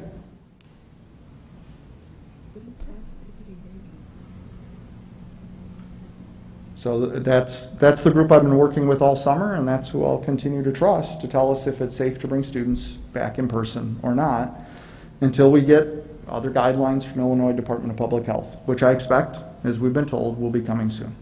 And then whatever those metrics are specifically for schools, then that's what we'll start following.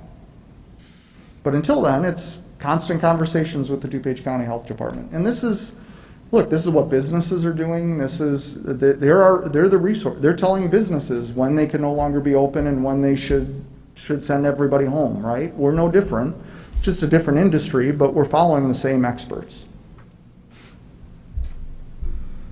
All right, any other questions on that one?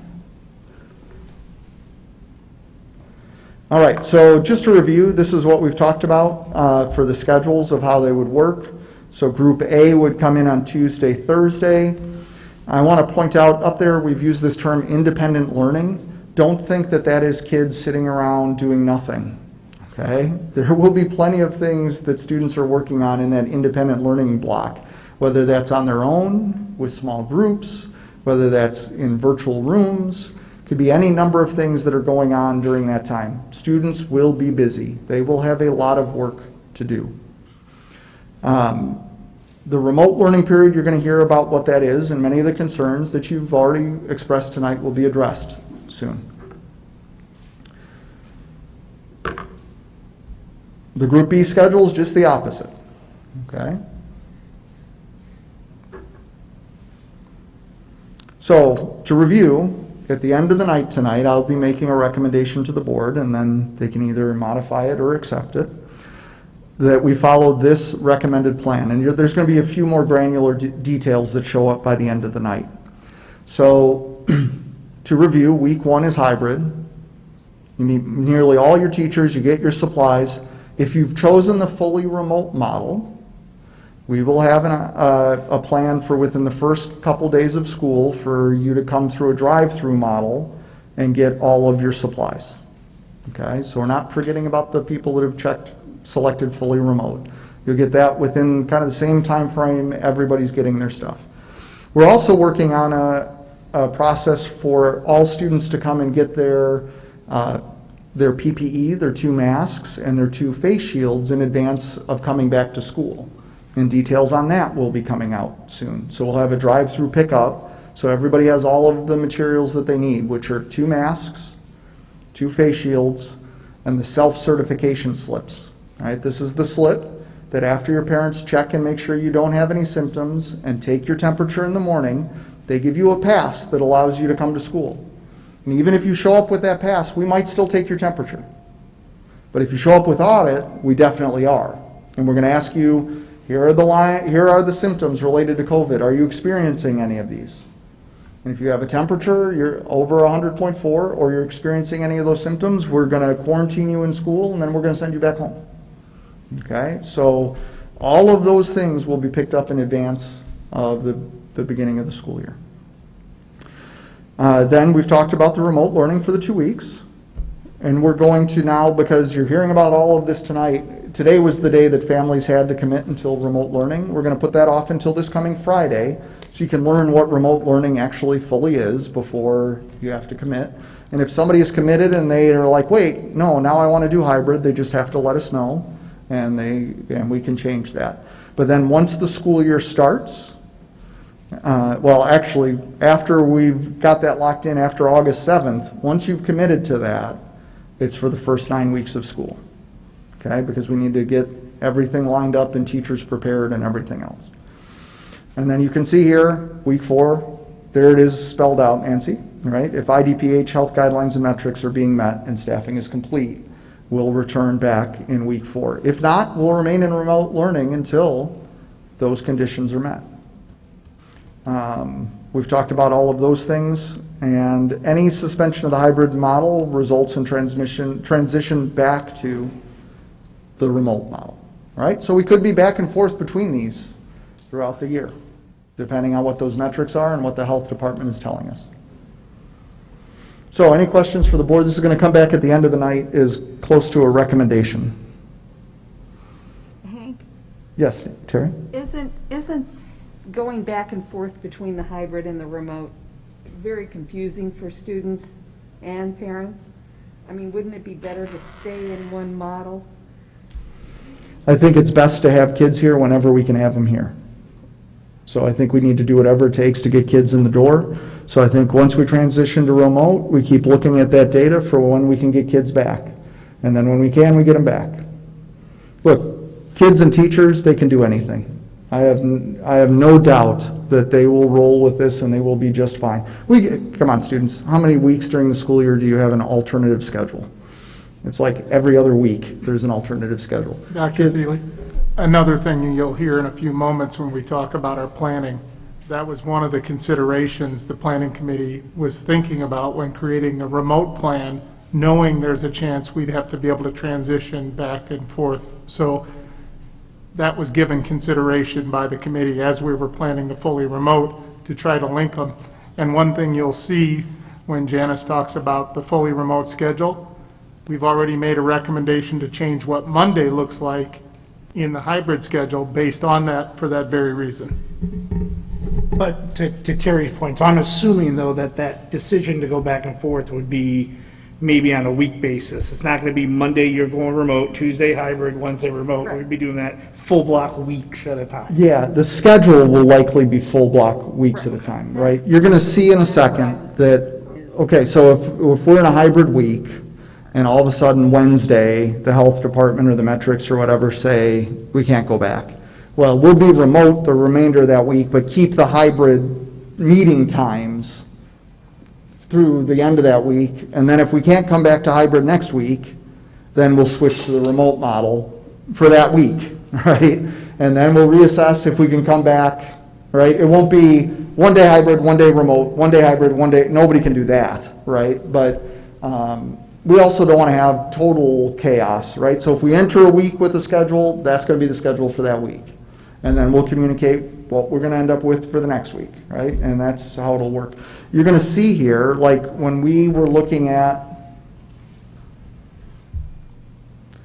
this schedule, that schedule is built around the parameters of bringing kids back to school and what their schedule needs to look like, what teacher schedules need to look like. The idea that kids that don't have first period class could stay home and come late, periods that have fourth period class could leave early, right? There's a lot of assumptions and logic built into the hybrid in-person model that's built around the idea of you're going to have people here.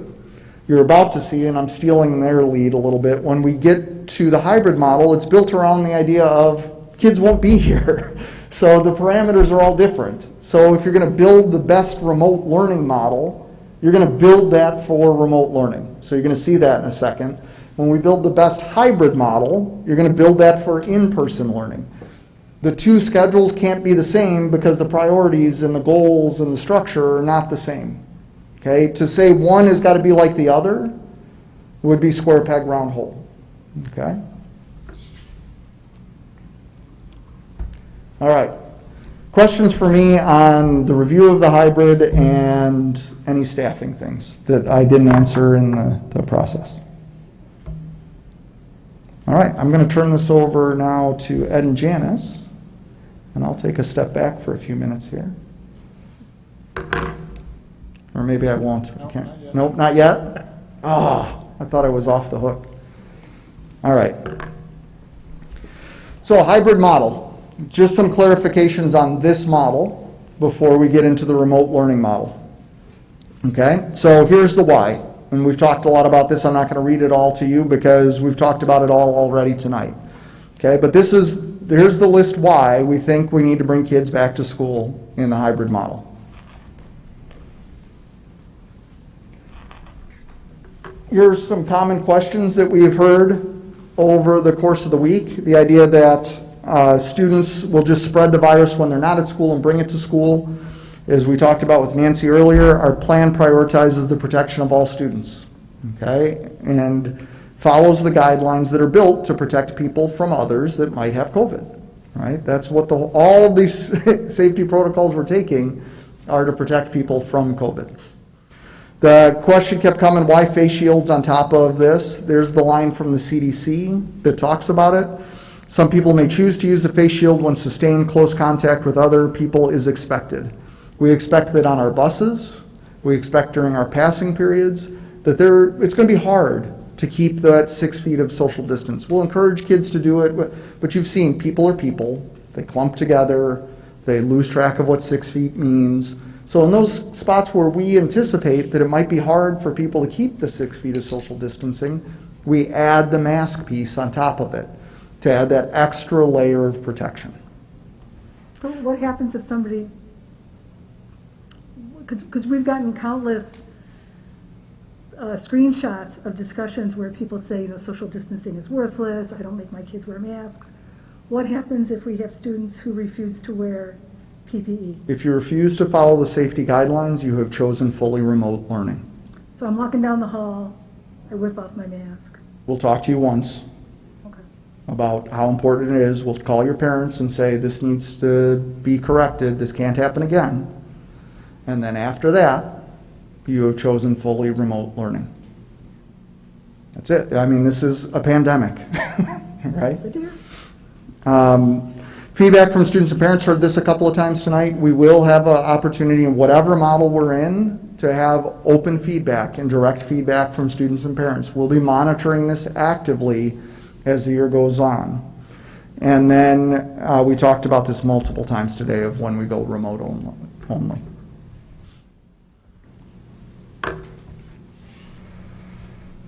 All right, this has been another major concern that I've heard over the course of the last couple of weeks. And rightfully so, when we rolled out the remote plan on the 20th, we expected to gather a whole bunch of questions and comments and update our FAQs and come back tonight and share with you more details about remote learning and the plans. Remember, we were 2 weeks into our planning at that point.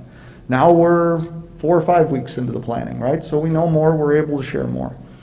So some questions we've heard about this idea of documented medical conditions, students get more, why do they get more than somebody else? Well, what they get is we have to sit down and meet with each of those families and talk through what those medical conditions are. Remember how we talked about when staff submit requests for accommodations and we sit down with our staff members and we have a conversation of why and we figure out what the right thing is to do for them? We're going to have to do the same thing with students that submit that they have medical accommodations and figure out what we need to do to meet their needs. Their needs might be met through our fully remote model. There might not be any additional accommodations that we have to provide. Some might need, I'll give you an example of an accommodation that might happen, is you might have a student that has vision limitations, and they need a screen larger than their Chromebook screen if they're going to be learning on it for a long period of time. And if we have a documented note from a doctor that says that that's what we need to do, we got to find that student a bigger screen, right? That could be an example of an accommodation. And there's all kinds of different ones that we'd have to work through. Every year, we have students that have medical accommodations that we must meet. This is no different this year, okay? We work through each of them, we find out if they're valid, we find out what a kid needs, and we provide that resource, okay?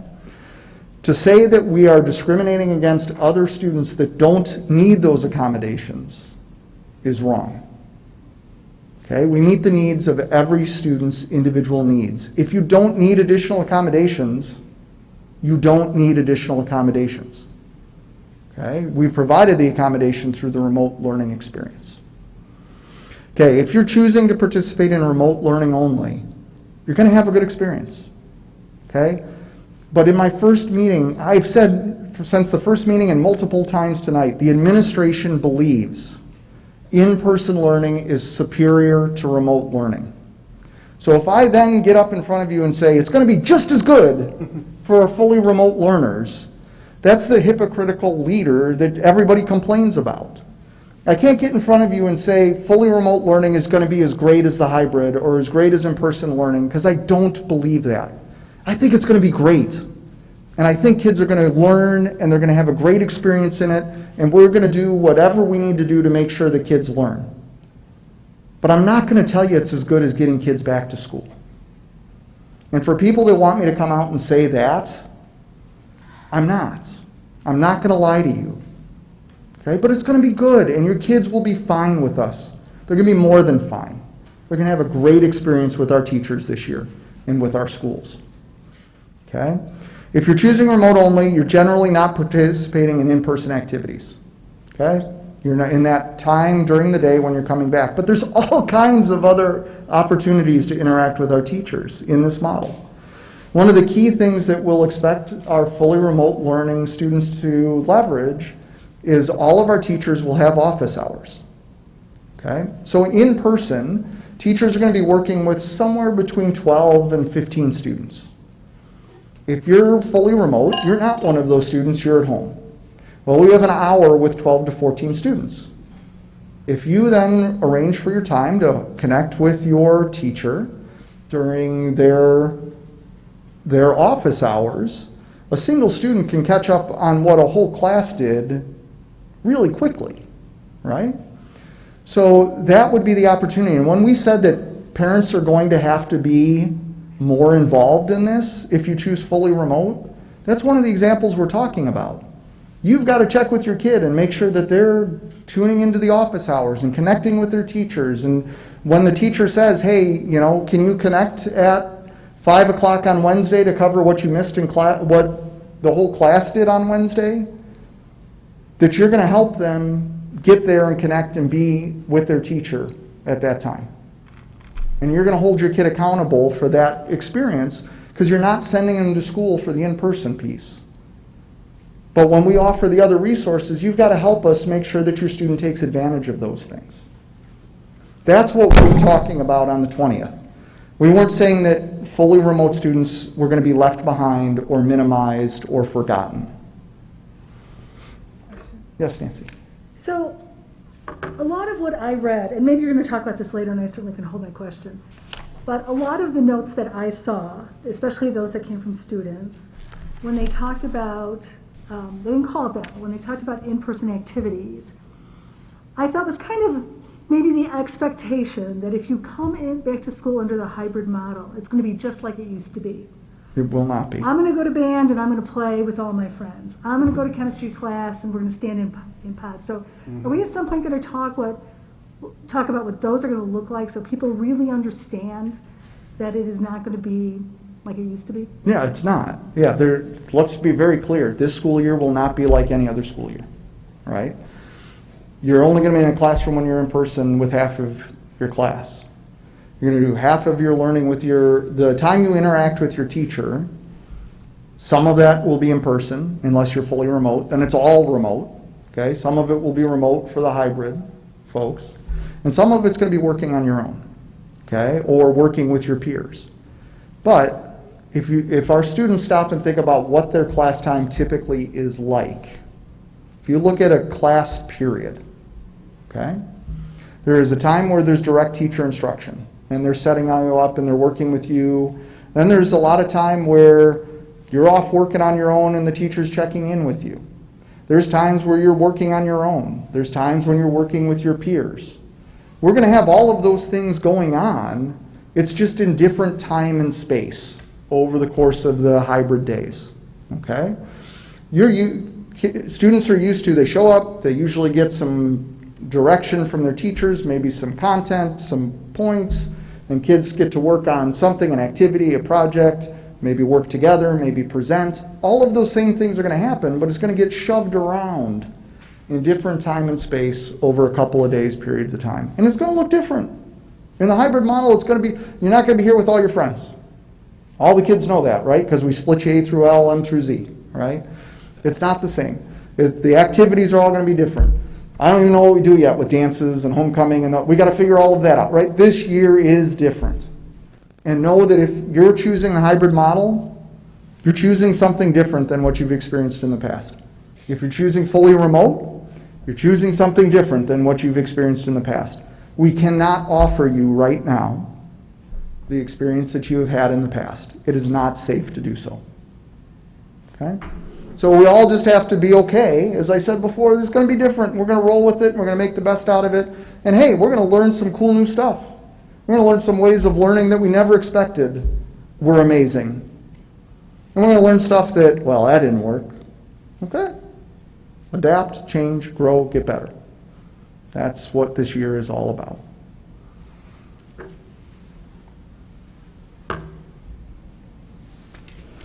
Okay, so we've heard a lot about ensuring equity for the fully remote learners. So some things, obviously you're not going to get the in-person. That's the selection, whether it's no fault of your own because of a medical reason or because you're just not feeling safe coming back to school right now, okay? Even though that you've opted out of that in-person experience, you're still going to have access to all of our teachers and support personnel. All of our counselors, all our social workers, our librarians, our tech staff, you have access to all of them, okay? And you have access to all of your teachers. You have access to our curriculum and materials. You're going to be learning the same content materials that the students that are here in the hybrid model are learning. Okay, it's the same content, it's the same stuff. Obviously, we're going to have to reshuffle and change and adapt things to make it fit into whatever model we end up with. But your kids are going to be okay at the end of this. They're going to learn, they're going to grow, they're going to improve, we're going to get them the skills they need, and the whole world is going through this at the same time. No kid is going to be behind some other community. Every community is chasing right now. Okay? But we will make sure that this community is well supported and well educated in whatever model we have. Other resources, we talked about the office hours. We're also working on putting together virtual resource rooms, spots where kids can drop in and get help from teachers or teacher assistants during that independent learning time. Or, you know, if they're not participating in person, then they could go into one of those virtual resource rooms. One of the things I want to point out is that teachers may ask their students to participate during the in-person time with the class at that point. It depends on what the teacher is doing at that point, okay? If they're meeting one-on-one with kids, they could meet one-on-one with your kid too during that time and just have them Zoom in and do it, right? If they're doing a lecture, maybe they do stream it live, or maybe they record it and play it later, okay? If they're working in small groups, maybe the 2 or 3 kids per class that are in a small group, they're their own little small group during that time, okay? Or it could be, look, you're working on your own during in-person, and I'll check back in with you later and take care of you, okay? Time and space and what happens is going to be super different and super flexible for now until we come back to what school used to be. One of the key things I want to point out is that people who choose the fully remote model have the opportunity after 9 weeks to come back to our classrooms. Okay?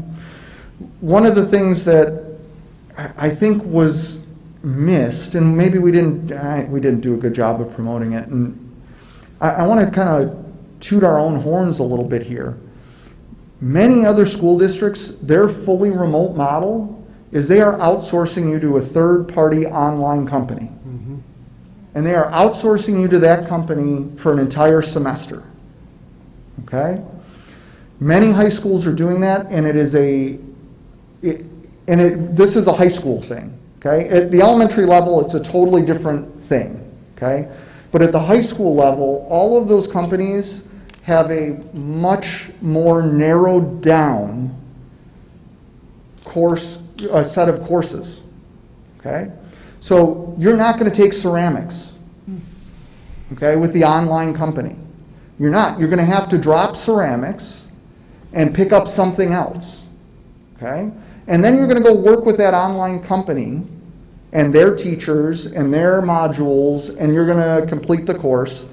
And at the end of the first semester, those schools will take those grades and put them into your transcript. Okay? And if you were in AP Chem, well, maybe you get Chem now. Okay? If you were in one of our cool reading courses, well, now you're in English 3. Or cool lit courses, you're now in English 3, right? The course catalogs are not the same. What we have offered is better than equitable. Okay? We have offered the opportunity for our students to stay in their courses with their teachers, learning our content, whether they're here in person or they're fully remote. And after 9 weeks, if they feel like it's safe to come back, they can come back. And if 3 weeks in, families decide, whoa, Thiele was nuts, this is not safe, then opt into fully remote. And you'll stay with your teacher, with the kids in that class. You'll keep having that experience. I think we have put together a far more robust, fully remote learning program than our peers. Okay? The other thing that you're seeing is schools split between their hybrid students and their remote learning students.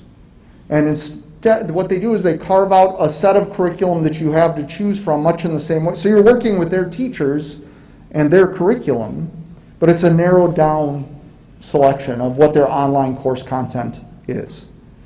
We have tried, as crazy as possible, to keep kids in the courses that they want to take, with their classmates, with our teachers. And we're providing the supports and the ways to make it so that kids can be successful in both ways.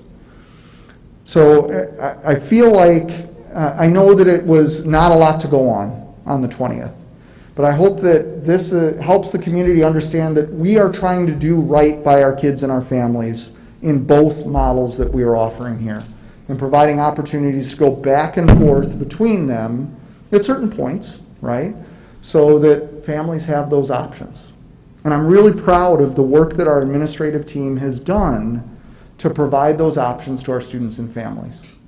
Okay, it's a heck of a lot more work than just calling up a company and saying, send me the link to send to my families to sign. And I don't want to minimize, like, schools got to choose what they can support.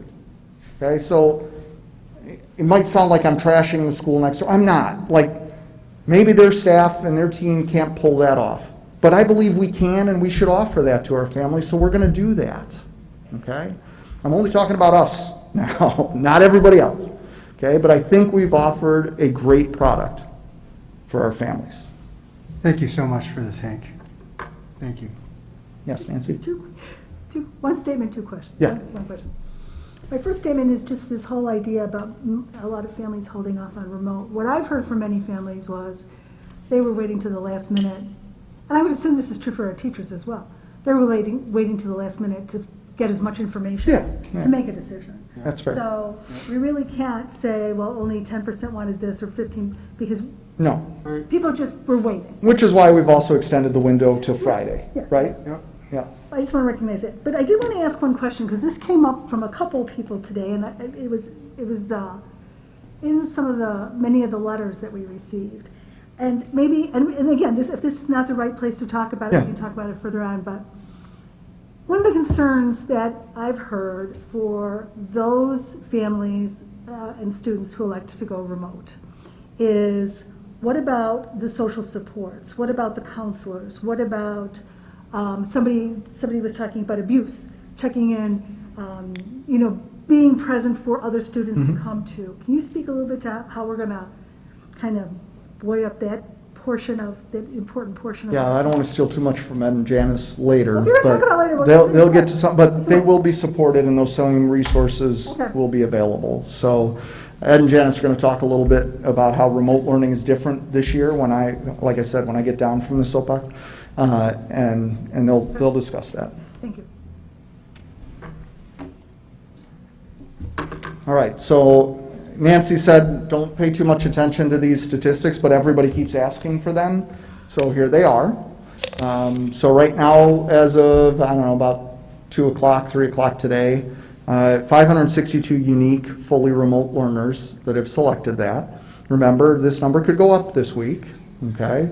If it stays where it's at right now, that's about averaging somewhere between 1 to 3 in each class, okay? Could be more in some, could be less than the others, right? The percentages break down pretty close to our population between the schools, right? So don't look at that and think, oh, South, it's way more. Well, South has way more students, right? So it's pretty close to the student body breakdown there. 85% are choosing so far to do this, not because of a medical reason, but they just probably feel it's unsafe to come back to school. And then you see some of ours with our more extended needs there.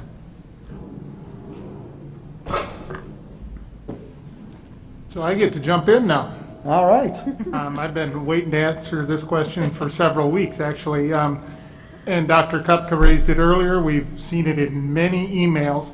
How are you going to make the kids wear the mask? Well, first of all, we don't operate by making kids do anything.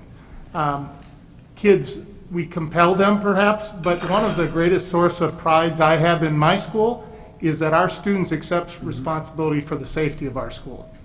And this is in line with that. Our most harsh penalties for breaking certain rules are those that involve compromising our building safety. I view this right along with that. And when kids understand that this is a matter of safety of everyone, they'll do it. And we have plans to explain to them why we're doing it. We're going to break it down and explain how to wear a mask. And my experience, which is vast when you get old, is if you explain expectations to students and why you're doing it, they're more apt to buy in. So I have zero concern about this moving forward.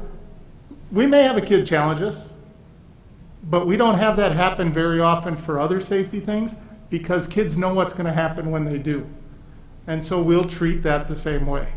The other thing is, I've talked to several students that have been here for camps and things over the last month, and you heard it from kids here. They want to come to school. If that means wear a mask, they'll wear a mask. So I have zero concern about our mask issue. Jumping in, right? Okay. Yep, so I think we're going to transition a little bit to talk about remote learning. Because remote learning will occur both in the hybrid model and if we went to fully remote, is just part of it. So we wanted to explain some of the misconceptions that might be out there and how it's going to be different from the spring. But I want to start with just reiterating something that Dr. Thiele said. Mr. Schwartz and I fully support the hybrid model, and we believe that it is safe for our students and staff to come back. That has been our priority, and we have spent a lot of time preparing for that, and we are ready for students to go back. We did talk about the possibility of delaying. It is not, I think, in best interest for anybody. We need to get back and get at it. And so I hope that you'll see as we go through the rest of these slides that we have carefully planned the hybrid model, but we also have carefully planned the remote model. And so we are prepared to do whatever direction we need to go into based on the guidance from the DuPage County Health Department. So we'll start by just looking at some of the key differences between the spring and the fall of 2020. I think it's safe to say that many of us in the spring thought it was short term. In fact, I remember as students were leaving the building on March 13th, they were almost, filled with joy. They were like a snow day kind of thing, thinking that they were going to be out for a few days, a week or two maybe, and they would be back. And then it quickly settled into more than that. We know now that this year is going to be probably fluctuating back and forth between different models all year. So we have a different mindset. And when I say we, I mean students and staff and parents, right? We have a different mindset. We're going to approach this differently. And I think it's important to learn from the spring, but let's not keep going back to what happened in the spring and thinking that it's going to be exactly that same way, because in either model, students will be learning remotely. So in the spring, I'm using two terms here that I want to make sure everybody understands. Asynchronously means that learning is not happening exactly at the same time. Synchronously means that the learning is occurring at the same time. So that's usually then a Google Meet or a Zoom meeting or something like that. So in the spring, a lot of the learning happened asynchronously by default. We had students and teachers who were faced with a schedule that they were not expecting. There was fear. There were all kinds of things that happened. We didn't get a chance to train our staff. All kinds of things. So a lot of our learning occurred asynchronously. That will not be the case in the fall. Synchronous learning will happen in every class period, whether we are in the hybrid model in the afternoon or we are in the fully remote schedule. Synchronous learning will occur every class period, and we're going to go into more detail about that soon. We hear a lot, probably the most famous statement spoken by our state leaders last year was do no harm in terms of students' grades. Students heard that and said, awesome, my grade can't go down. And that was interpreted by our state leaders to be exactly that. You don't have to be a genius to understand that's not good practice. And so that will not be the practice going forward. And I want to clarify, you're going to hear terms such as assessment and grades. Assessments are tools that our teachers use to gauge student learning and to work on student learning. The grades is a metric that they apply to it to give it some sort of scale of content mastery, skill development. So you have heard me, if you're a South High parent and a South High student, you've heard me say many times, don't worry about the grade. If you worry about learning, the grade will take care of itself. Grading and assessments will go back now to be in line with what they're covering in class, whether it be in person, in remote, and the corresponding activities. And so students and teachers will be working in tandem throughout on assessments and grading. Hey, Ed, can I ask a quick question? Sure. What is the policy, or are we looking at changing or adapting the policy around students electing pass-fail if they feel that that type of a grading system would fit best for their academic goals for the year? Yeah, we have not discussed that at that level. Interesting comment. Okay. Because I'm just thinking some students may, assessment or grades, this is a different environment, and it may alleviate some stress or anxiety from some students if they and their parents elect for certain classes to take it as a pass-fail basis instead of for a letter grade. The other thing, Dan, it'll take a lot more conversation than just us at the administrative level, because that also has implications beyond high school. Right. That's a lot of explaining to colleges if that happens too much. If all of a sudden kids have 5 Ps on their transcript, Yeah. that signals something else to colleges. So that's going to be a bigger conversation that will have to involve many beyond here. I agree.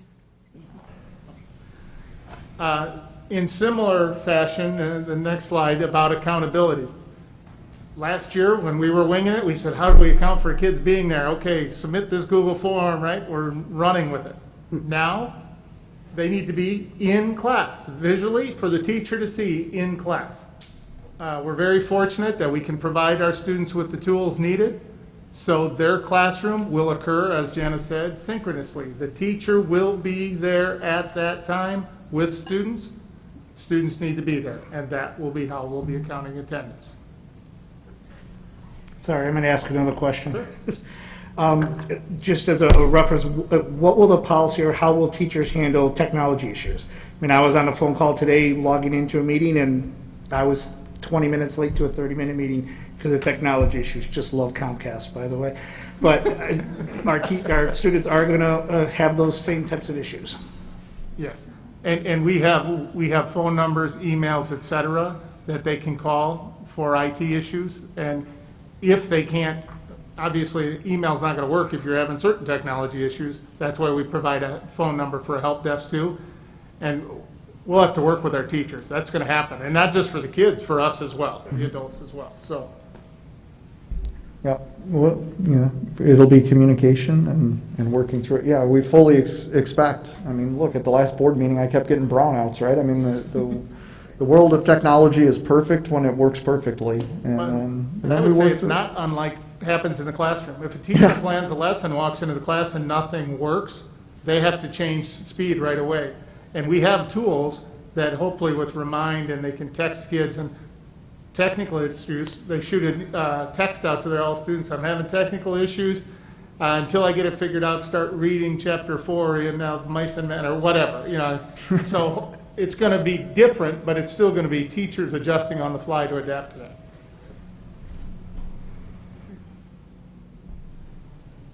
In the spring, we decided, after hearing some feedback from our students and parents, that it was difficult to manage the assignments in all the different classes. So we ended up mandating that every teacher uses Google Classroom, which was good, except that not all of our teachers had used Google Classroom before, and they were not in a situation where they were able to get professional training because they were honestly trying to survive and revise their curriculum and teach in a whole new way. So now we have an opportunity to teach our students, both our students and our teachers, how to use Google Classroom effectively. So we will be maximizing that as a resource, and we have professional development already planned for that for our teachers.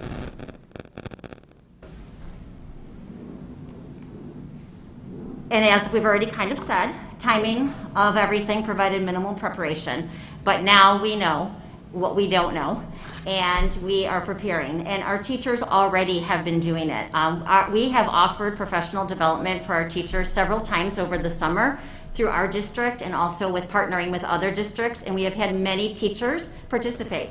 I was just on a call, a session on Tuesday about cooperative learning, and there were 29 teachers on a Tuesday morning that were learning about cooperative learning on here. And there were many more that were in other rooms at that same time talking about other sessions. There are people who are just learning on their own like I did. I needed to figure out how do I use Zoom breakout rooms. So I watched videos and I figured it out. So the teachers have been doing that all summer, and then they will be involved in teacher training for Institute Days. And as you'll see when we go through our like Monday schedule, you'll see why we built in professional development time. So we have time built in throughout the year to help our teachers understand what assessment tools to use, what technology to use, but also the more important things like how do you build rapport and relationships with students through a computer, because that's going to happen even if we're in hybrid, a lot of the time still going to be remote. So we have to figure that out. So it's not just about the technology and the tools, it's also about teacher presence in the classroom. So those are all be things that we're working on. One of the reasons why we delayed the start of the school year to Monday instead of starting on the 14th was to give our teachers a remote learning planning day. We have built those days into our calendar in September and in October because we wanted our teachers to be able to get in and figure out what's working and what's not working, and then have a chance to work with our colleagues and pivot and do whatever they might need to do. So those will be built in as we need them for the school year. And of course, in the spring, we didn't get a chance to get a lot of feedback in a timely way because honestly, as Dr. Thiele has said several times, we were flying the plane while we were still building it. And now we have a better opportunity to gather feedback. And I know that there's been some concerns about, well, how will we know if this is working? We will next turn to our system of how to gather feedback from students and parents on a regular basis.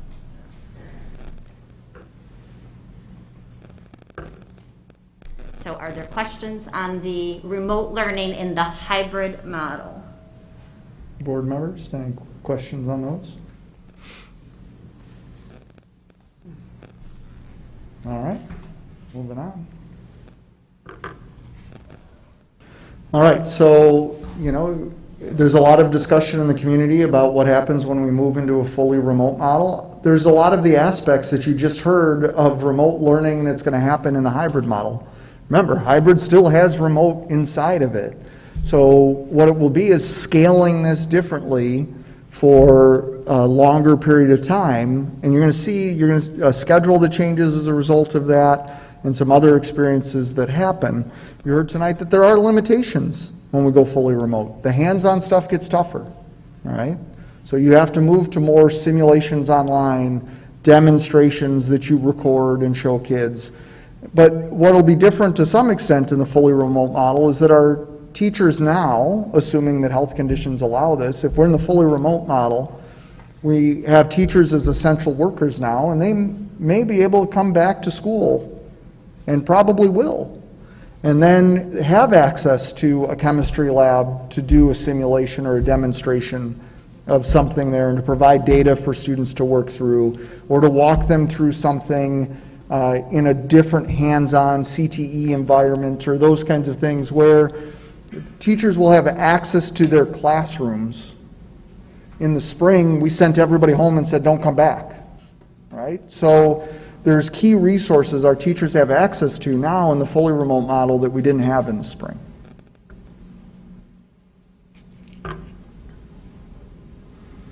Okay, so we talked about this earlier because the question came up from the board, but the idea is if we have to switch back and forth, we do it week at a time, all right? So if we start the week in hybrid, and on Wednesday or Thursday we have to switch and everybody can't come back to the building for in-person, we'll just keep all remote following the same hybrid schedule. So, if it's a Tuesday, the B group will meet with their teacher in the morning, the A group will meet with their teacher in the afternoon. okay? And they'll finish that week out, and then we'll determine what we can return to the next week.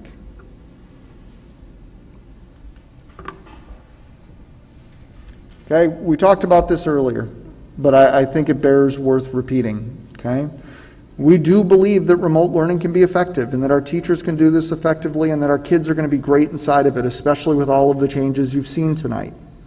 But it'll never replace us being around people, physically being around people, okay?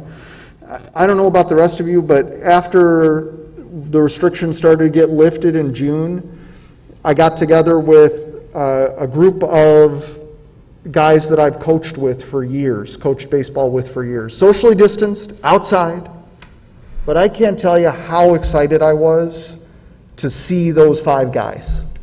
I mean, it was like part of me was back that had been missing for a very long time.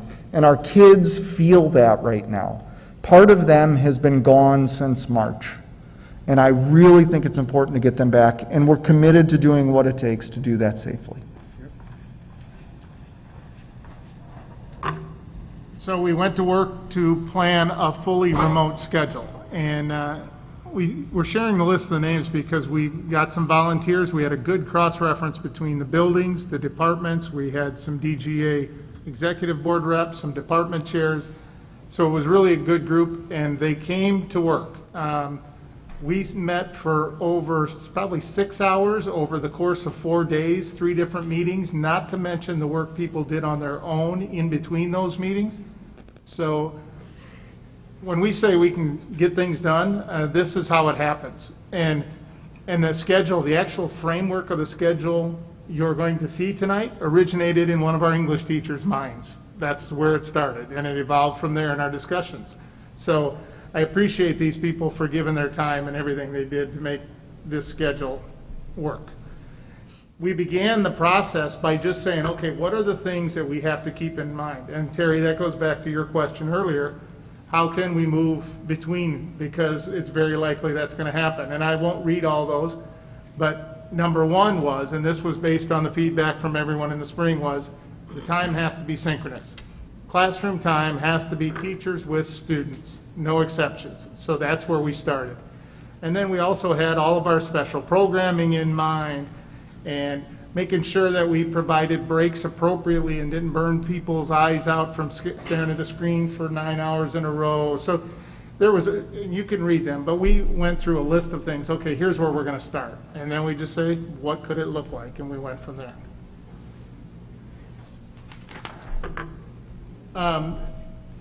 Here's one. I'll go back to some points that have already been made, and Hank alluded to it earlier. When you're designing schedules, when you're designing a blended hybrid schedule where you're having kids opportunities to be in person, there are different factors that are weighed in.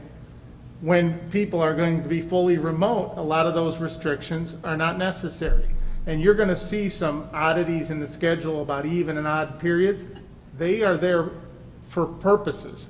For example, in the hybrid, you might have some big issues like, what do you do with 500 or 600 kids who are scheduled to have lunch fourth period? Where do you put them in an in-person setting?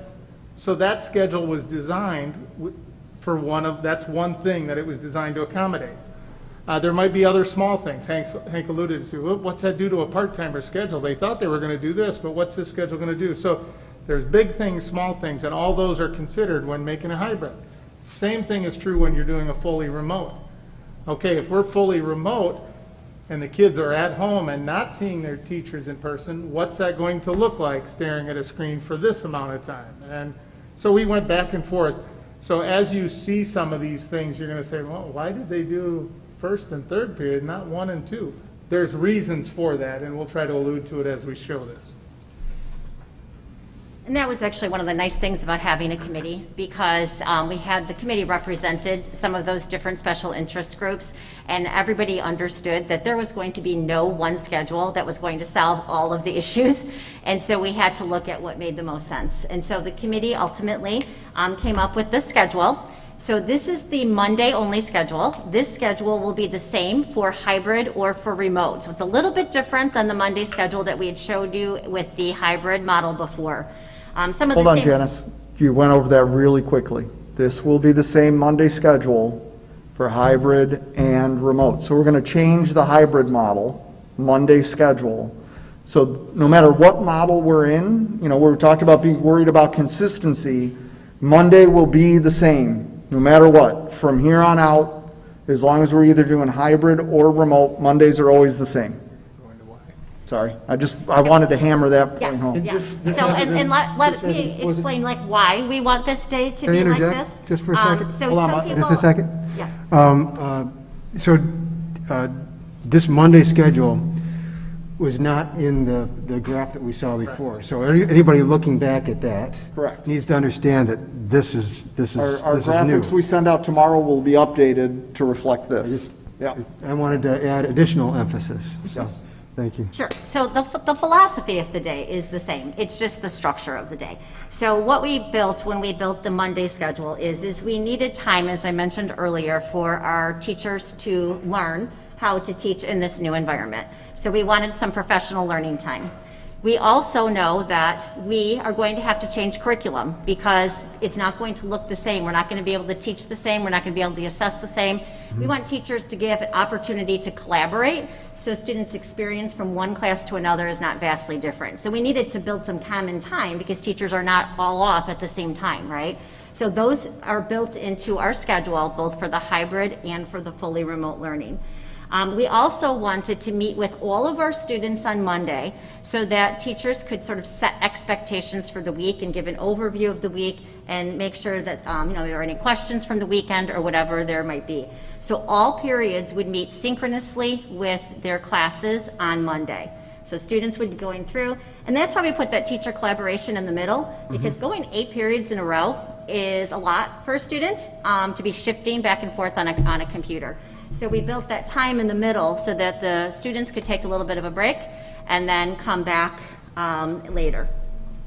One more reason, splitting the day up more in mornings and afternoons, not ideal time, gives us a few more opportunities for like TCD and some of our special programming rather than having most of it in the afternoon. So just another added bonus that we just discover as we talk through some things. Excellent. Okay, and then our Nancy has a Tuesday, question. yes. So one of the questions that I saw come up again and again on the emails that came in was the issue of minutes of time for class. So traditionally, a student would be in a class for longer than, I don't remember what the actual. The time that they're actually in a classroom in a traditional school year is 240 minutes, about that. Yeah.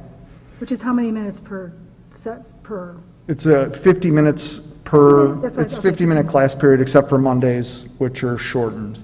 Okay, and now So we're that's going like- down to 35. On Monday. This is Just on Monday Monday. only. Just on, this is just Monday. It's a shortened schedule because of the teachers. Yeah, there are only Our 25-minute professional periods on Monday. You'll see Tuesday, Wednesday, Thursday, Friday are a little longer. Okay, thank you. Yep. So we'll go ahead and look at Tuesday through Friday. Go to Tuesday through Friday? Okay, so as Ed mentioned, we ended up going with a slightly different order of periods. So it doesn't follow the 1, 2, 3, 4. It actually goes with odds and evens. And we had a lot of conversation about that. But as we've talked about, there are different needs out there, such as TCD, special programming, people are in internships, cooperative work training, part-timers, a whole bunch of reasons why this seemed to make sense. We couldn't do this in the hybrid model because we have traveling teachers and we have classes that are set up so that they have to be, moving from one to another. Just different constraints. So we went with what works best for the remote learning schedule. You can see that our 0 period is going to meet every day, Tuesday through Friday, and that's because they're not meeting on Monday. So they will not meet on Monday, but they actually end up having 15 more minutes of class time than all the other classes by meeting every day, Tuesday through Friday. So their teachers may end up not meeting every, minute of those times, but they have that flexibility if they want to.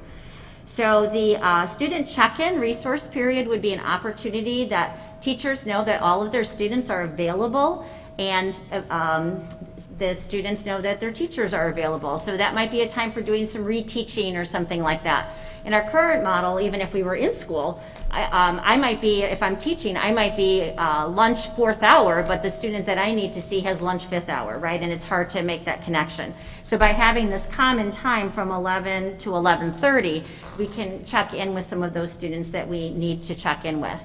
Also, during a regular school year, we offer some general programming like our Positively North or Mustang Way lessons. We provide push-ins from our counseling departments on Discover You and how to apply for college and choosing a career and all those kinds of things.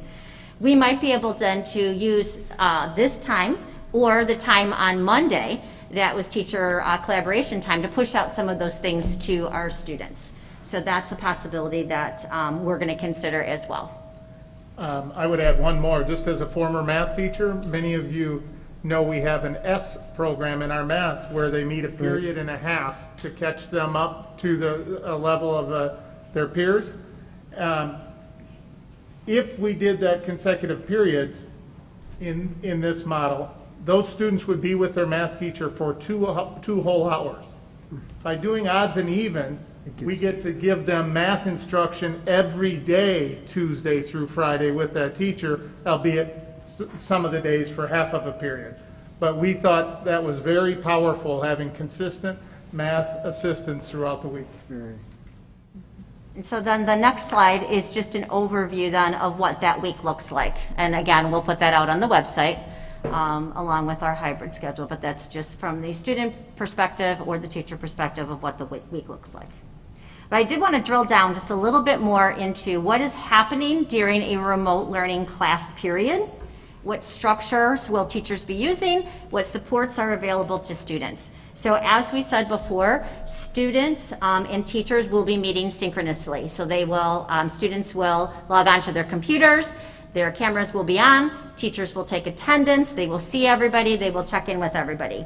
And then just like they would if they were in a normal school year where we were in person, they're going to vary their lessons based on what is needed, what the students need, what the curriculum needs. It might be that the whole class is with them the whole time.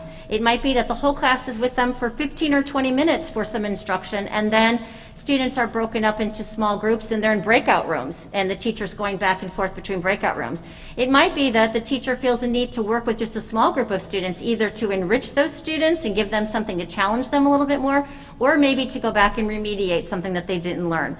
It might be that the teacher wants the students to be working on something independently, but wants to be there in case they have questions. So if we were in school, sometimes students are working, right? But when they stumble on a question, a challenge, they can raise their hand and ask their teacher. What we saw in the spring is that they couldn't do that. And so then it was taking students much longer to complete work because they couldn't get the help they needed.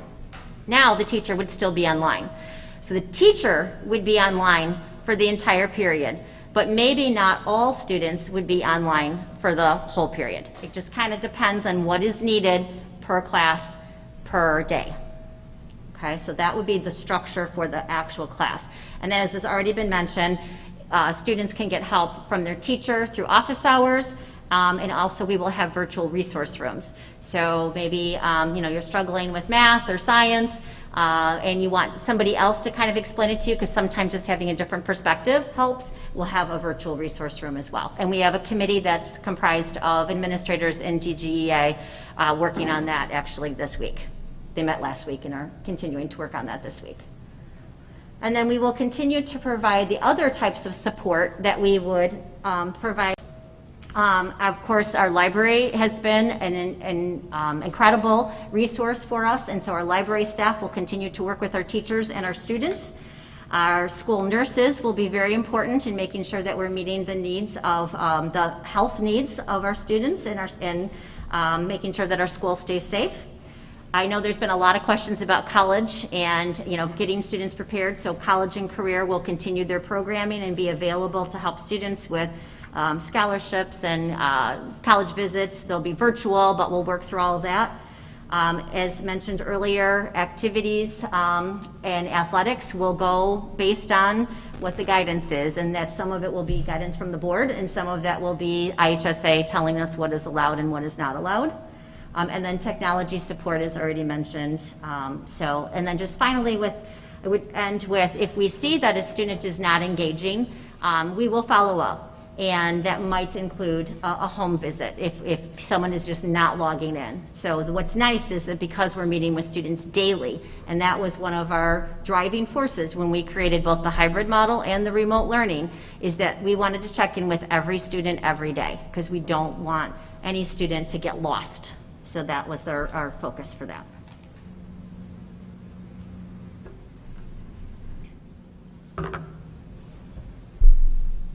All right, so tonight, when we bring this approval at the end, we're almost there, we are going to ask for the approval of the model that we discussed earlier, but while we're in the fully remote, so for that 2-week period of time and afterwards, for as long as it's healthy to do any of these, we are recommending that the board approves us allowing driver's education behind the wheel. We have this going on right now this summer, following very strict safety protocols.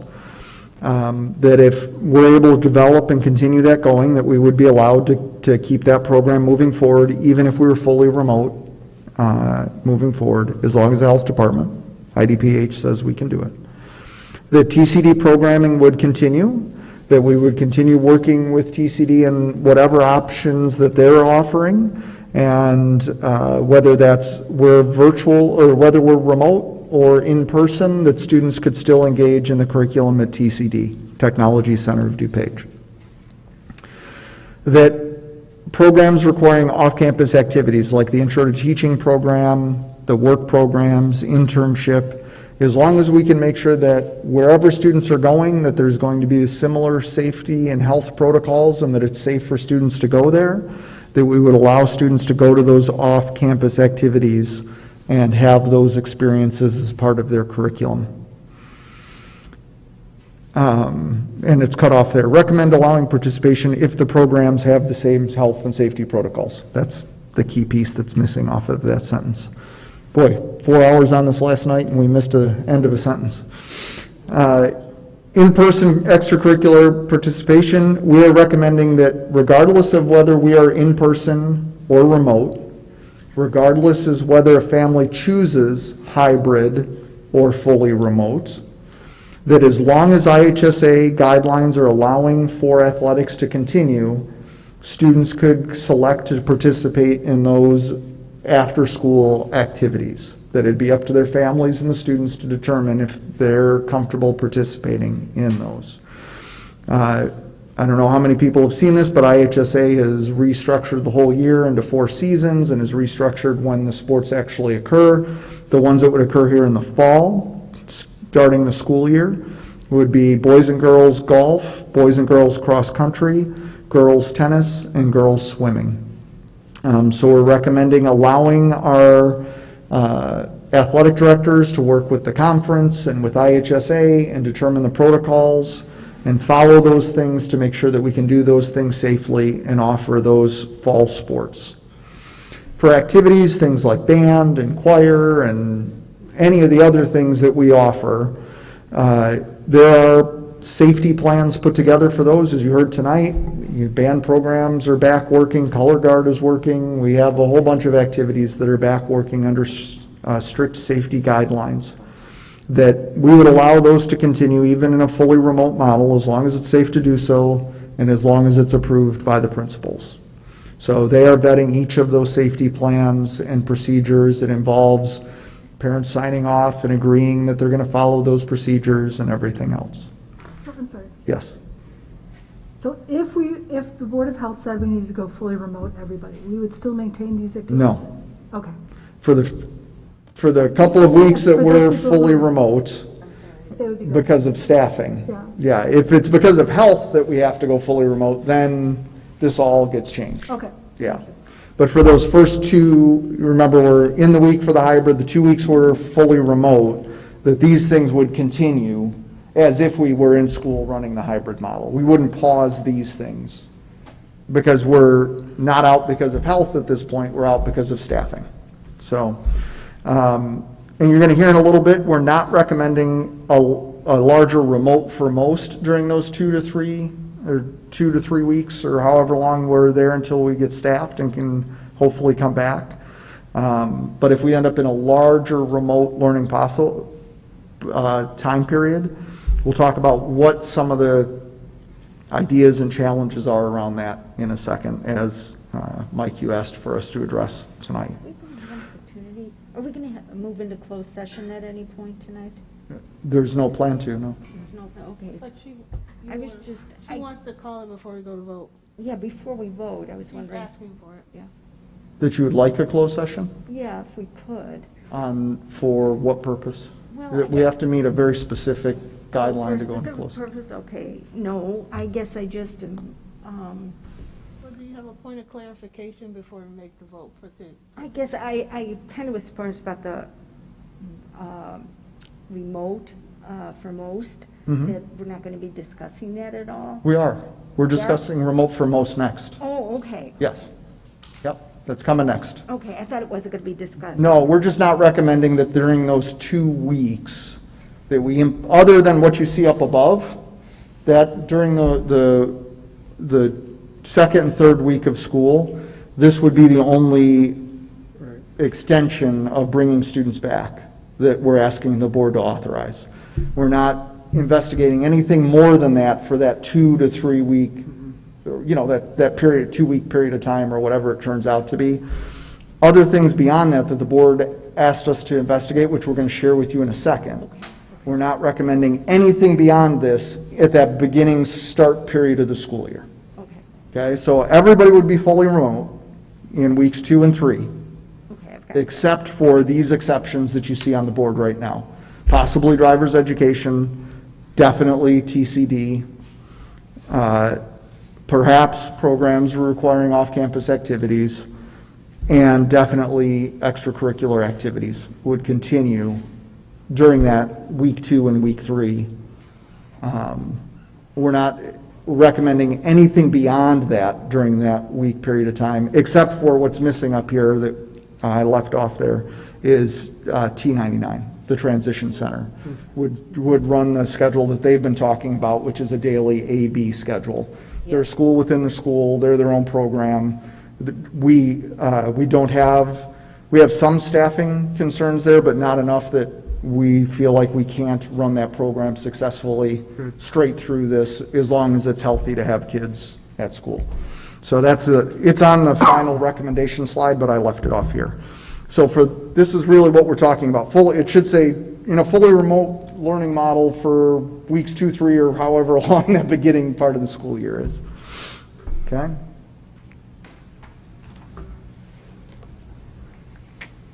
Okay, so questions, especially for Ed and Janice, anything that's come to your mind yet on the remote learning model? Excellent work. I mean, in warp speed, to use the verbiage of the day.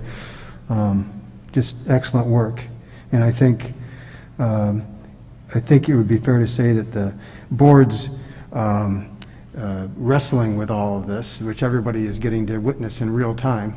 We normally don't share with everybody what we're thinking at any point along the way, but we've been doing, our administration's been doing that and being transparent and sharing, and we as a board have been doing that as well. So, but knowing that the board was pretty much split over this, I think it caused you to shift gears really quick, spend a little bit more time working on this in the last week, and just really appreciate that. Well, yes and no, Mike. Remember, the hybrid model has a lot of in it that's remote. So the things at the beginning that were different from last spring to this was always intended to come to this board meeting tonight, right? Okay. Because it was take to the board and approve this structure. Like the big skeleton was July 20th, and then we were going to fill in the details tonight on August 3rd, right? Sure. In between there, we had a special board meeting scheduled to talk more about remote, and what came out of that was really the work on the schedule in a fully remote model. The instructional pieces, we had talked about all summer, as to what would be different in remote, because part of hybrid is remote learning. It was going to have to be different, right? So those pieces, we had roughed out the great majority of that before, we just were planning on this is when we would share that with the board and the public, right? What the board accelerated last week for us was what does the day look like in a fully remote learning model, which when we talked on the 20th, the plan was get hybrid approved on the 20th, the skeleton, come back tonight, fill in the blanks, color inside the lines a little bit on what the hybrid model and instruction looks like, and then come back on the 17th with this. Got it. What the board did was reprioritize our working groups last week. So Ed and Janice and the team chaired this group with the teachers you saw there to really put together this schedule. A lot of what they presented on what remote learning looks like, we had already been working on all summer, right? Well, yeah, I didn't mean to mischaracterize. The Monday change though, and how that has impacted our, I mean, I'm just so glad that we've done this. And it just, this is all in real time. No, it's good work. It's outstanding. I don't know how. Well, and the result of it, I think our Mondays are way better as a result of doing that work. So, you know, Thank you to the entire team, everybody on that list. Nobody's sleeping, I know that, so thank you. What's sleep? Yeah, got it. Well, I'm reading emails in my sleep, so. All right, so exploring remote for most. For those of you sitting in uncomfortable chairs like us, not much left here. Quick question, Hank, just a point of clarification for remote for most, because my interpretation was that you're showing this because it came up in the meeting last time, and it Correct. It didn't show up on the option 4, but you're not recommending this, but you're just sharing this because this was something that was talked through. So as part of the board meeting last week, Mike and I believe a couple of board members wanted us to explore what this idea of, and we don't love this term, but remote for most would look like. The idea of nearly everybody's working every day in a fully remote model, but select students are coming back in for different experiences, very small groups, if it was safe to do so, to bring back, you know, smaller groups of students. Okay, so we spent some time this week as well exploring this with our teams. So I'm hoping Mr. Davenport has coined the phrase and got it trademarked or copyrighted, because remote for most, we did spend a lot of time. Except he just said he doesn't really care for it, so I don't. You could use it somewhere else, maybe. Yeah. You could still copyright it, I just don't like it. Yeah. I don't know how much I like it anymore. Honest with you. So some people interpret it the wrong way. So to review, the concept, though, was that most everybody is fully remote on a daily basis. You're bringing in specific groups of students based on needs in small groups. Right. You're following the safety guidelines. These programs are not ready to go today, right? Except for the ones that we just talked about. TCD, T99, athletics are getting there, right? We have a few that we could keep running right as the school year started. Yeah. But what we're talking about now is we're in a fully long, extended remote. Right. Most likely the state or some other guideline is coming in and saying, you're doing remote for a long time, right? So, but you could still bring in, they might say this, under certain conditions, you could bring in small groups of kids in groups of 10, 25, 50, whatever that might be, right? So that's kind of what we kicked around and explored a little bit. And we're going to share some of those ideas around those and some of the challenges. And Ed and Janice are going to talk through these here. And we are not afraid to look at this because, as Janice said, our goal is if we can get kids in the building, we think we can have more impact on them. So if this is a way we can do it and do it safely, we're all in favor to look at it. So we're going to talk about a few of the groups that were mentioned. First, freshmen. What if we just bring freshmen in? As we proposed in that opening day schedule, that's kind of an orientation where we'll split the freshmen and begin their orientation week in person with their teachers. That type of thing makes sense and is relatively easily done dividing up a schedule. If we were going to be doing that at more of a prolonged basis, that presents all types of challenges because, as you know, many of our classes are mixed grade level. So if you just bring freshmen in and their teachers are working with them, who's working with the rest of the class? Or vice versa, really. And so also brings up, and you'll hear this each time, inequities with teaching staff. How do we pull that off? So when we're saying this is not that we're afraid to look at these, but these are going to take a lot more investigation than we're going to be able to solve in a short term. So just want to point out, we're fine looking at remote for most. We just wanted to share some of the challenges. Can I just add one thing? Some of our classes are mixed and some of them are grade specific. So by bringing in a whole freshman class, we would have to put them on an A-B schedule because we could not accommodate bringing in a whole Social class in. distance. So that's another challenge. We also talked about our English learners. And predominantly more of them are at South and North, but our EL students are all at different levels. And their programs are based on their level of the language development. As they get to the higher levels, they are more and more into regular classes. So we'd have to set up a structure of support to not be taking them out of their academic class to provide them support for the academic class they're missing. So there's some coordination that would need to occur based on the level of the students. So again, not necessarily a bad thing, but something that will take much more coordination than just, let's bring them in. Okay, then we had our at-risk students, and one of the first challenges is defining what do we mean by at-risk.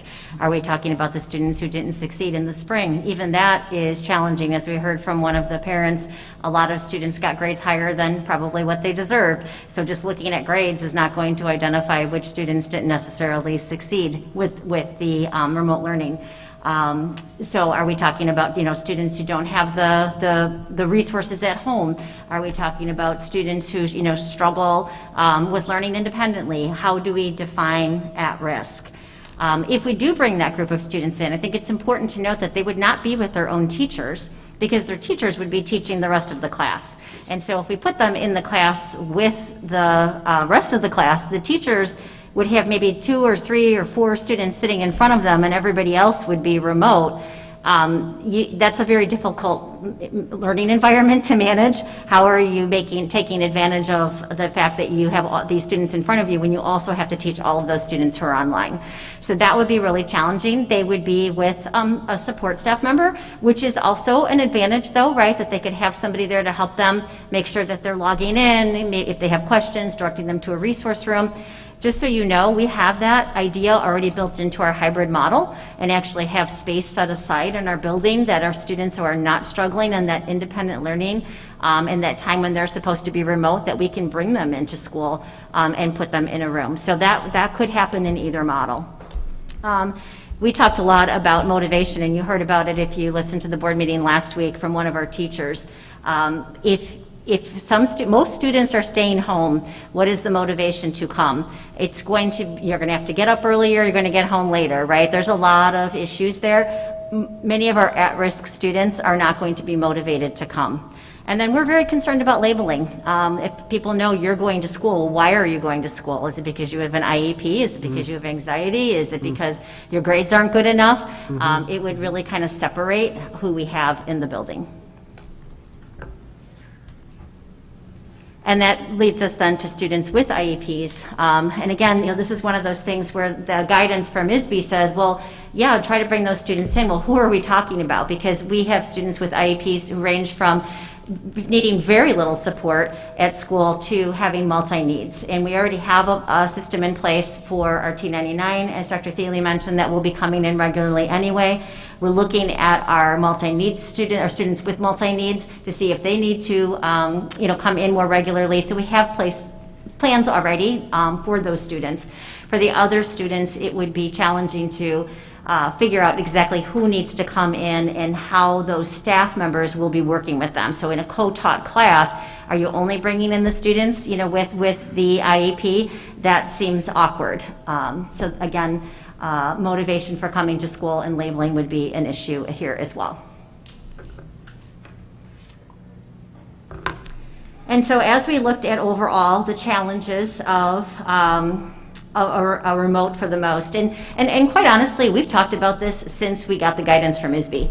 And we said, a lot of this sounds good, but realistically, are we able to do this? So this is not the first time we've talked about this, but we've spent more time putting the slides together based on what the board has asked us to do. But it really comes down to equity and fairness.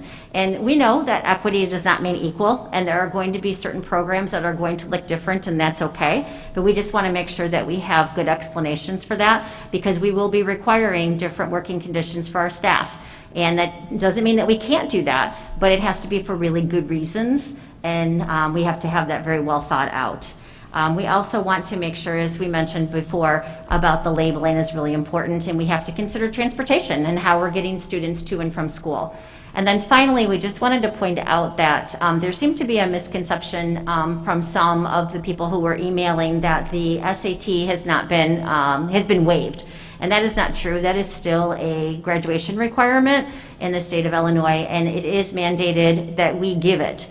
And so one of our challenges will be whenever that date is, because they gave us one date, but now they're talking about another date. So we would have to look at our schedule of how are we getting students in to get that test when we also have other students doing this remote learning. It's not an insurmountable challenge, but it's just something else to consider.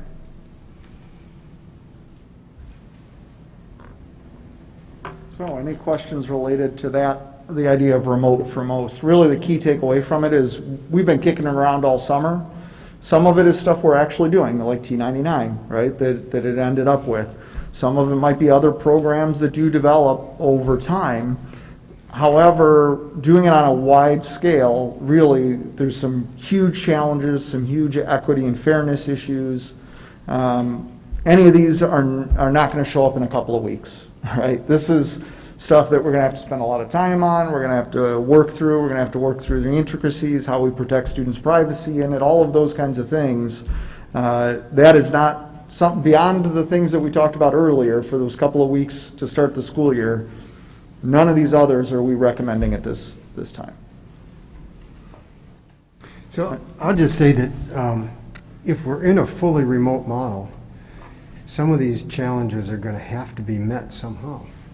My hope would be that, for instance, if the state powers that be tell us that we have to be in a remote model, I mean, we're going to have to figure out how to address some of these challenges. And my hope would be that the state, if we're told we have to do this, or if we decide to do this, that we can come up with ways to meet these challenges. You know, for the mandated SAT, you know, I mean, somebody's going to have to tell us how to do that. If we're being told we have to be in remote, you know, I mean, we're going to have to figure out how to do that. All I can go on, Mike, is the track record of us this summer, and I think that the administrative team and the teachers have shown that we can pull off just about anything that we need to do. So it's not a matter of can we, it's, you know, having enough time to do it right and to make sure that it makes sense to do it.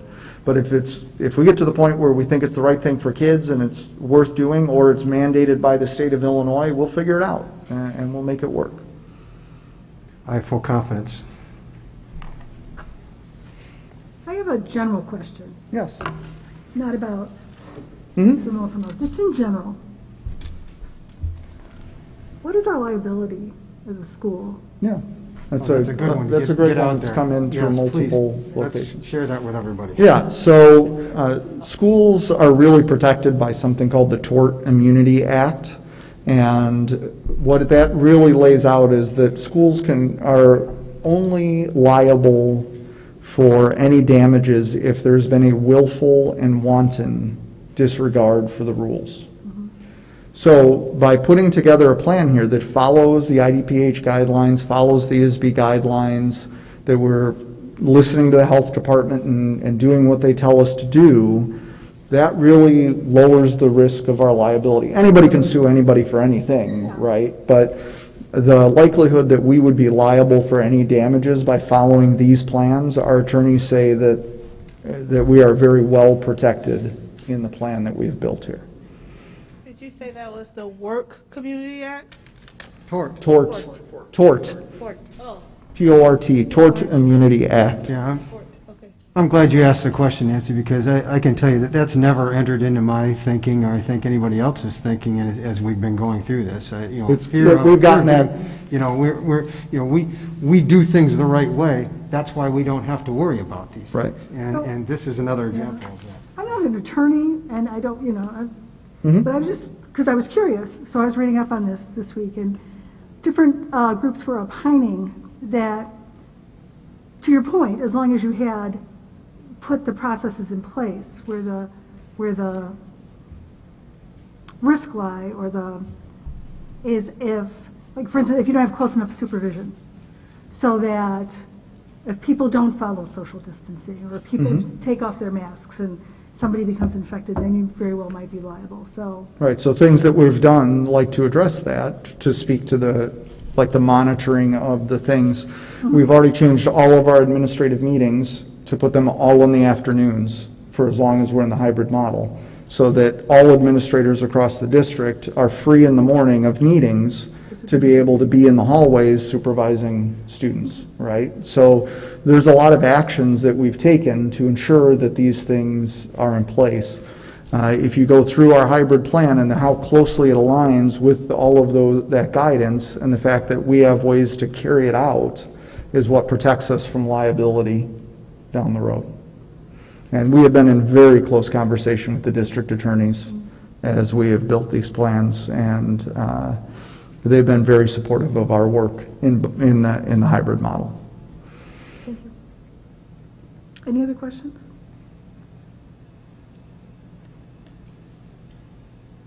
All right, so the moment you've been waiting for is what the administration is recommending for action tonight is the following. So when we get to agenda item, after the consent agenda, we get to recommendation for action 6A. It says, direct the superintendent to begin the 2021 school year as directed by the Board of Education under agenda item 4A, which is where we are now.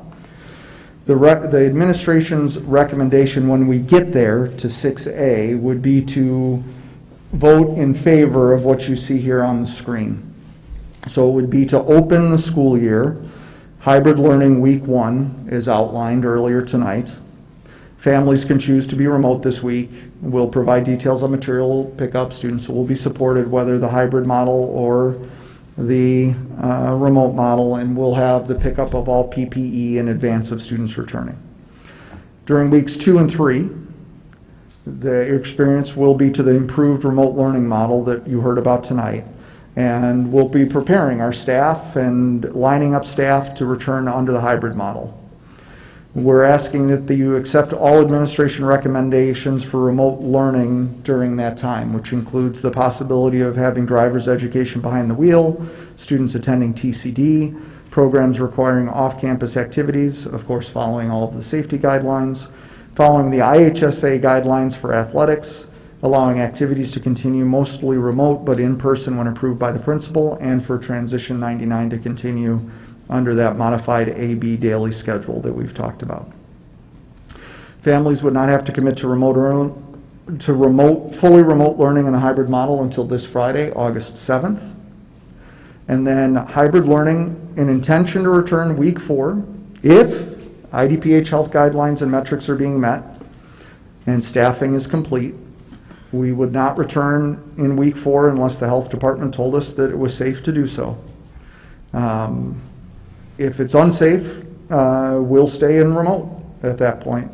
If it's safe, we return to the hybrid model and we stay there for as long as we possibly can based on safety to do so, based on those metrics and consultation with the health department. And Dr. Thiele, you Yes. will be reporting the metrics or what is, okay, just want to be sure. Yeah, as soon as we hear what those are this week, we'll communicate those to I'm sure that there'll be a lot of press on it as well. But as soon as we get those guidelines, we'll update the board and the community. Okay. And now I'm just saying too, as we go throughout this process, basically. Yeah, we'll keep people up to date. If the numbers are numbers have shown you a trend line of where they're going, but they could have a sudden spike and then, we suddenly have to change overnight. We all have to realize that it's all unknown, right? We could be able to give people indication that, the numbers are starting to go the wrong direction. Be ready to switch. Or it could be 9 o'clock at night, you get an email and a phone call from us that say, don't come to school tomorrow. We're now fully remote, but tomorrow we're following X schedule, right? It could be just like that for the course of the year. If we have to suspend the hybrid model, we would transition into the remote learning format and schedule in the format we've talked about tonight. Like we'd finish a week out with that hybrid schedule, but fully remote, and then figure out where we go from there. So please, families and students, read your emails from your administrators. It's going to be important that you're following along with what's going on. So this is the recommendation for action that we have for the board tonight when we get to 6A. And I will leave that up on the screen so when we get there, you know what it is that the motion is. Nancy? Would it be possible to adjust our agenda to complete our work on this item and have action on it before we get to the next things coming up, so that these good people don't have to stay for the rest of our work if They they don't want don't? to talk about the amended school calendar? I'm thinking, they're certainly welcome to stay, right? But it's 20 to 10. I think we can adjust the schedule, but I would like to point out one thing that's on the consent agenda, and I have one question about this, but so I don't forget, one of the things on the consent agenda is acceptance of the contribution from the Bonfield Express, who contributed $5,000 to North and $5,000 to South, and we are always appreciative of their contribution. And I they've wouldn't done this. want to- They've done this on a yearly basis Every for year. years. They're wonderful supporters of our school district. Well, and then We would be remiss if we didn't call them. Well, we out. have all these people here. We Yeah. should let If them we know. can't jump ahead, can we maybe ask for just a brief as possible report on some of these other topics then? We can jump ahead. The board president can choose to I change do, the agenda. I do have one other question, though, about this before I vote on this, because I got to tell you, I wrestle with this. So have we. I know. In different ways, we've wrestled with it. Speak in your Oh, sorry. microphone. You know what, I moved it away because I thought there was like reverb and, I wrestle with this just because, frankly, I think it'll be called before we even begin, to be honest, because the numbers are creeping up, regardless of what people may think, that they're creeping up, from everything I've read. Can you explain again, you may have covered this, and I'm sorry. So we've talked about parent choice, we've talked about student choice, we've talked about teachers and support staff who want to go remote for medical reasons or for, childcare reasons, or, like you said, spot me for this week and then I'm back. Mm-hmm. If we have if the Illinois Department of Public Health or DuPage County Public Health comes forward and says, this is the metric, Yeah. then I am happy. Mm-hmm. If they don't, I then am left in a quandary as to at what point are we safe and at what point are we not safe. If a staff member wants to take that first week and just be remote, and they don't have a medical condition, is that something we would allow or no? No, staff are employees, and they are essential employees. And if they don't have one of those documented legitimate medical reasons or a child care reason that fits under the guidelines that were provided under these various acts, then they have a choice to make. Either they come back to work, or we'll allow them to take an unpaid leave of absence. Okay. And I know that might sound like the heartless boss, but we do have a company to run, I got it. and we'll be very careful with our staff and very caring, and we're doing everything we can to address all of the safety concerns. Part of this is staff have got to come back and see it work to feel comfortable here, and students do too. All of us. Look, I don't know how many of you had that first day back to work where you had to get in your car and drive to work and kind of break that seal of being locked in your house. That's an uncomfortable day. It's scary. You don't know how to feel. You don't know what to do. You don't know what. We have to get past that if we're ever going to be open. Mm-hmm. And that first week is the opportunity for that. And if we do something horrible in that first week, or it needs to be, I don't think we'll do anything horrible, but if there's things that need to improve, we'll know it at the end of that week. We'll have a couple of weeks in remote. We'll make those adjustments, and we'll make sure everybody feels even more comfortable when they come back. In my opinion, this 3-week period is going to tell us a lot. So I think it's the best that we could do at this point. It gives everybody, I think, a little comfort, because in 3 weeks, we're going to know a lot more about where these numbers are going to be than we do today. That's just my opinion on it. We got a hybrid start with 2 days of schooling, basically. For each student, yeah. For each student. One day for freshmen, 2 days for everybody else. Right. And then we have the 2 weeks of remote, which we're going to learn a lot, I believe, in those 2 weeks. And our administration is dedicated to watching the numbers, as I know our community is too, so that we get the best possible answers that we can. Yeah, I would love the IDPH and that the state leadership, not that, I'm not criticizing, look, they've been working ungodly hours too. But I wish I had that to offer the board tonight, right? I just don't. It made life much easier. Yeah, that would have, it made the decision for everybody much easier. But we also need a direction, and we need to get to work, and people need to know what to expect. You know, I'm sure we will revisit this every board meeting for the foreseeable future. So, you know, and if those IDPH numbers come out and board members are uncomfortable, we could always call a special board meeting and rediscuss it. Okay. Are there any other questions, or are we ready to vote?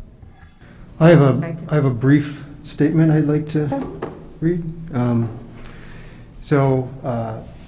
have a student who is a senior at DGS this year. So please understand that I empathize with all of your concerns and fears and opinions, as these affect my family too. I'd like to thank my fellow board members and all of you for your comments. Many of you have shared heartfelt concerns, terrific insights, and thought-provoking opinions. I have read most every email and comment, and regret that my day job and my family responsibilities have not allowed me the time to personally reply to all of you. I have replied to a few, but I truly appreciate you sharing. After conversations with our staff and our awesome superintendent here, I believe that the hybrid plan can address several of my previous concerns, provide mental health support for both students and teachers struggling with fear and anxiety, ensure equity for students who select remote learning only, provide an option for parents to opt out after tonight's decision, not just before, provide remote learning monitoring and accountability, since the hybrid plan is, after all, a mostly remote plan. Remote learning must be robust, and I'm convinced that we can do it well and better than most. Absent any new facts or points of view yet to be expressed this evening, I will be voting to support the hybrid plan. My support for the hybrid plan will remain until Governor Pritzker, Illinois Superintendent of Education Ayala, the Illinois State Board of Education, and or the state or county Department of Public Health tells me otherwise. To be clear, the decision we will make tonight should have been a decision that they make. Exactly. I, as a school board member, should not be making decisions that potentially impact the health and safety of my entire community. The governor saw fit to close our schools. He and others I mentioned should be telling us exactly, explicitly, when and how to open them back up. It's not enough to tell us to prioritize in-person experience, although this is the primary reason I'm now supporting the hybrid plan. Our leaders have failed us. I hope you'll all share your comments and concerns with them with the same passion that you've shared with us. They created this mess. I had some other things I wanted to say too, but this meeting's going on too long. So, thank you all. Well said, Michael, well said. Well said, yeah, Mike. Well said, well said. Anybody? Do we have a motion for the Board of Education to direct the superintendent to begin the 2020-2021 school year as decided by the Board of Education under agenda item 4A? So moved. Michael? Second. I'm sorry, Dan? Dan? Thank you. Mike Davenport. Aye. Dan Nicholas. Aye. Terry Pavasich. Aye. Rick Pavanato. Aye. Joanna Vasquez Drexler. Aye. Sherelle Fuller. Aye. Nancy Kupka.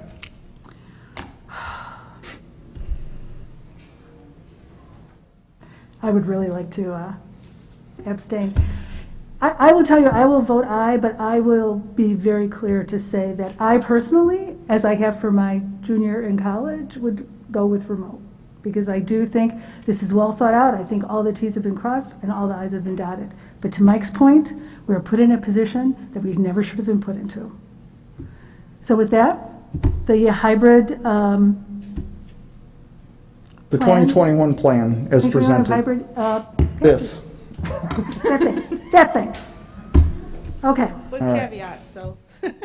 The next item, Before we go on to the next Yeah. item, though, can we take a 5-minute break? Well, are we going to go ahead with the reopening plan approval resolution, or? All right, we'll get to that Okay, later. okay. Yeah.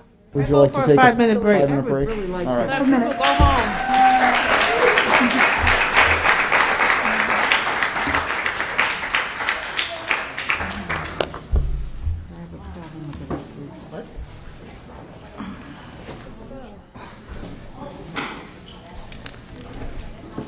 So we will come back at 9:55. 9:55. Okay.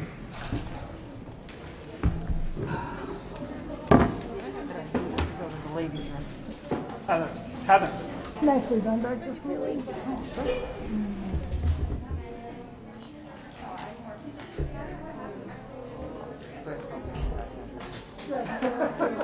Really done.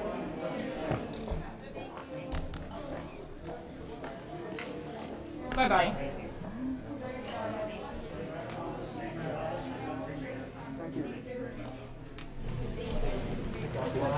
And if you have questions, email me. Hey, good job, you. You know I love you.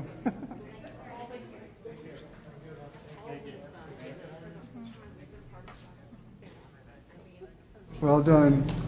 Hey, man. You're welcome.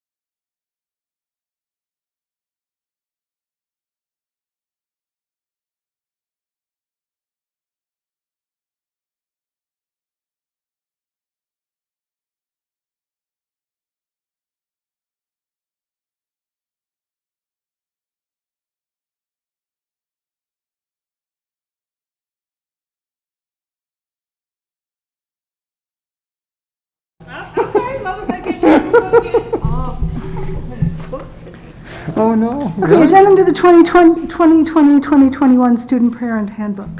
All right, so this is in board docs, and it's come a couple of times to the board. It's been shared with them, with you multiple times. The only revision since last week is we matched some of the mask guidelines in there to match CDC language a little bit more, the idea of multi-layered masks, and that they would follow those guidelines. Other than that, it's the same changes that we need to put in to execute and, carry out the discipline portion of following the plan that was just approved.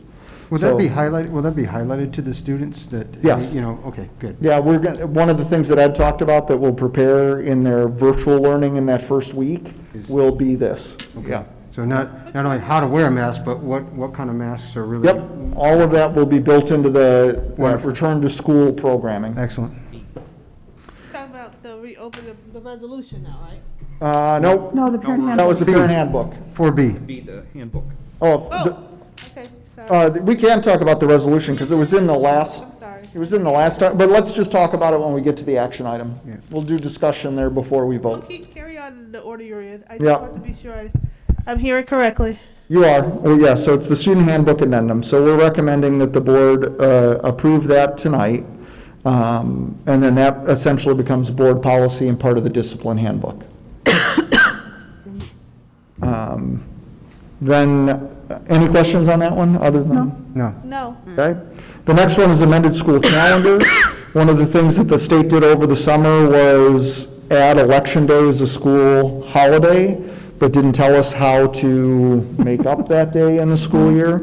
So what we're actually doing is putting one of the 5 remote learning planning days on October 12th, which is a non-attendance day. Got it. So teachers will need to work on that day on preparing stuff for their teaching and learning. That's one of their days for that day, in exchange for November 3rd. Yeah. So that makes it so we don't have to adjust our school calendar in any way for families, only our teachers. So, and in discussion with most teachers are fully in support of that. I haven't met one that has said it's a bad idea yet, so this has gone through a lot of different groups as we've gotten to this point. So recommendation of approving that calendar. It doesn't change anything for families except they now get November 3rd off. Okay. Very good. Anything on facility, or can we? Yeah, master facility plan progress. You can see in here, there's a lot of work going on. We're good. A couple of you got to walk past the new addition over at South on the way in. Yeah. Oh my God. Fabulous. That's amazing, right? Oh my Yes. gosh. It looks So I'm giddy. you can see in there, Phase B work is finishing up at North this week. So that's the gymnasium wood floor, the Prince Street Plaza pavers, the cafeteria and culinary equipment, and the library millwork. Work is still progressing on that southeast addition. Remember, that's that end of September, October 1 turnover. That's what we're still looking at, but we'll be fine with classes up until that point. It's south, all Phase B, which is that addition, is finishing up this week. And Phase C, if you're able to look out into the courtyard, you can see a lot of steel going up for that new commons. And if you go outside, it's really hard to miss the auditorium structure being put up and rising up above South High. Linked in here for the board and for the public is the periodic progress report from White & Company, which includes a lot of great pictures of the work going on, 360-degree camera views. I encourage the board and the public, when you have time, to check out that document. Hey, Hank, I know not now, or probably not in the next 3 or 4 weeks until we get to whatever our new normal is. When would be appropriate for board members to ask for tours? And because, I mean, I haven't been in, with the exception of what I saw tonight, I haven't seen any of the new construction since last summer, and would love to kind of be updated on what it looks like and where we're at. I love it when board members do this. My last item for this was board members who wish to go on a tour. We would like to take board members on tours next week. If You paid him to do that. No, Dan is good, man. What can I say? So next week, especially towards the end of next week, if you'd like to arrange for a time, reach out to me as to when you're free. Either, a lot of times getting around, at what time after 3, Ed, is usually easier? The contractors are usually gone by 2:30. 2:30, 3 o'clock. Yeah. We'll have staff in at the end of next week. But, Yeah. and there's already furniture being moved into the addition, and we moved in boxes of new equipment that arrived, so staff will start coming in the next several days to unpack. So any day next week after 3, if there's a time or a day that's good for you, or the week after, we could probably make that happen. I can't guarantee it'll be me leading the tour, but we'll get somebody to take you on a tour. And then one other visit question, not related to construction. If, and I understand we're bound by the guidelines, if we get back to a hybrid learning in week 4 and 5, I think it's important that the board, I really want to see the kids in action adhering to social distancing guidelines, wearing their masks. I mean, we can vote on it here, but I personally want to see it and be comfortable with how it's being implemented and how the kids are doing. So yeah, let us know. Just something to keep in mind, set up a obviously not time. week 1, week 5, 6, 7, if hopefully we're still available, in hybrid. I think that's important for board members to see. Yeah, we can take you on a little tour of the school at that point. You can see how it's operating. I have a construction-related question. Looking at the photographs that were provided there, it looked like the finish at the underside of the bleachers at North is different than it is at South.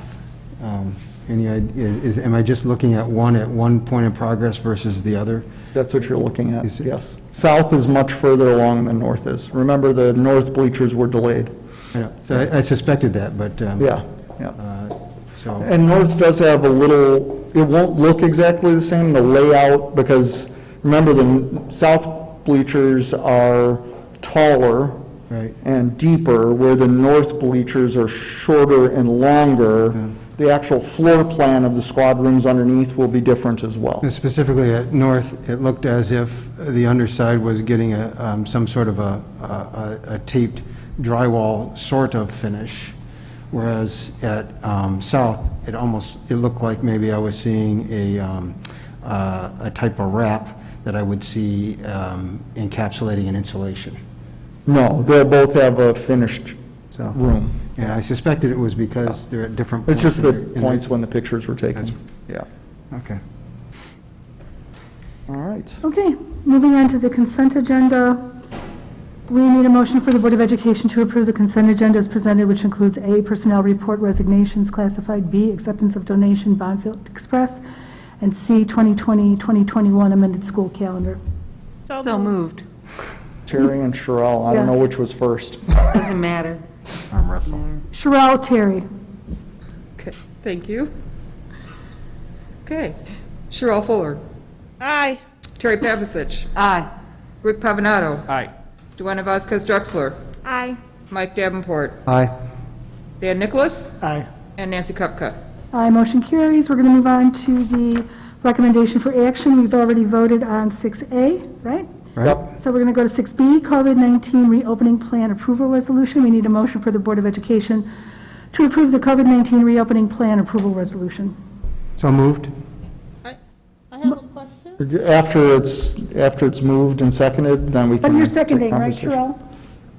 No, I have a question. I know, but you're seconding first, Well, right? would somebody second? Let me- Yeah. Somebody needs to I'll second. Okay, Mike, Dan. Sorry, Mike was first, I'm sorry. Mike was first and Dan was second. Yeah, now we can discuss. Thank you. What's your question, Sherelle? There was something in here, I'm going back through it, about limitation, like with the resolution to give Dr. Thiele the opportunity to just make the decisions on this. I think I read something about limitation. Within limitation, what is the limitation piece?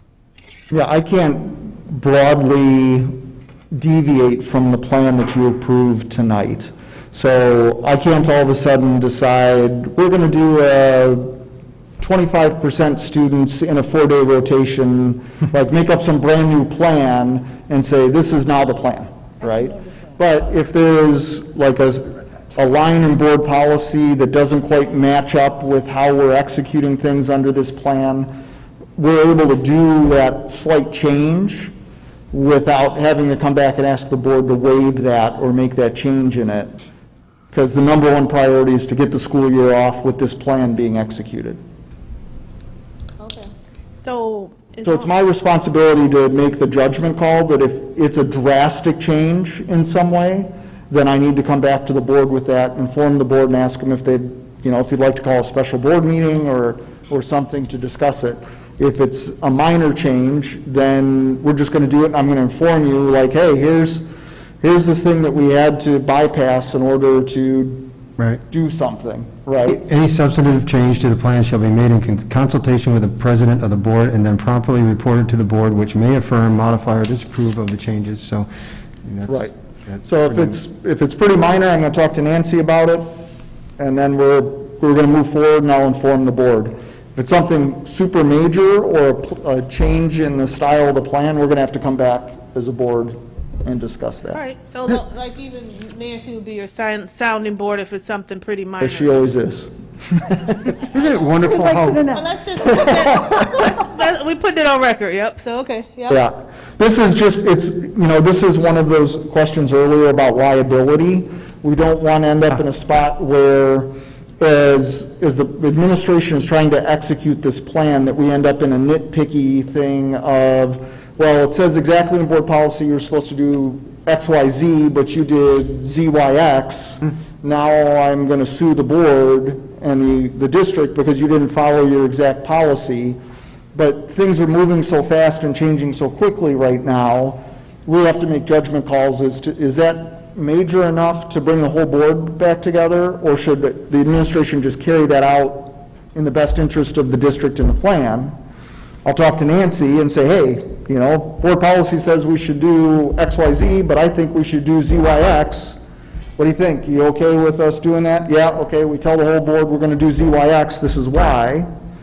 Board members can always request 2 board members, that's all it takes, is to call a special board meeting and then put a pause on that. But this is really to protect, does a couple of things.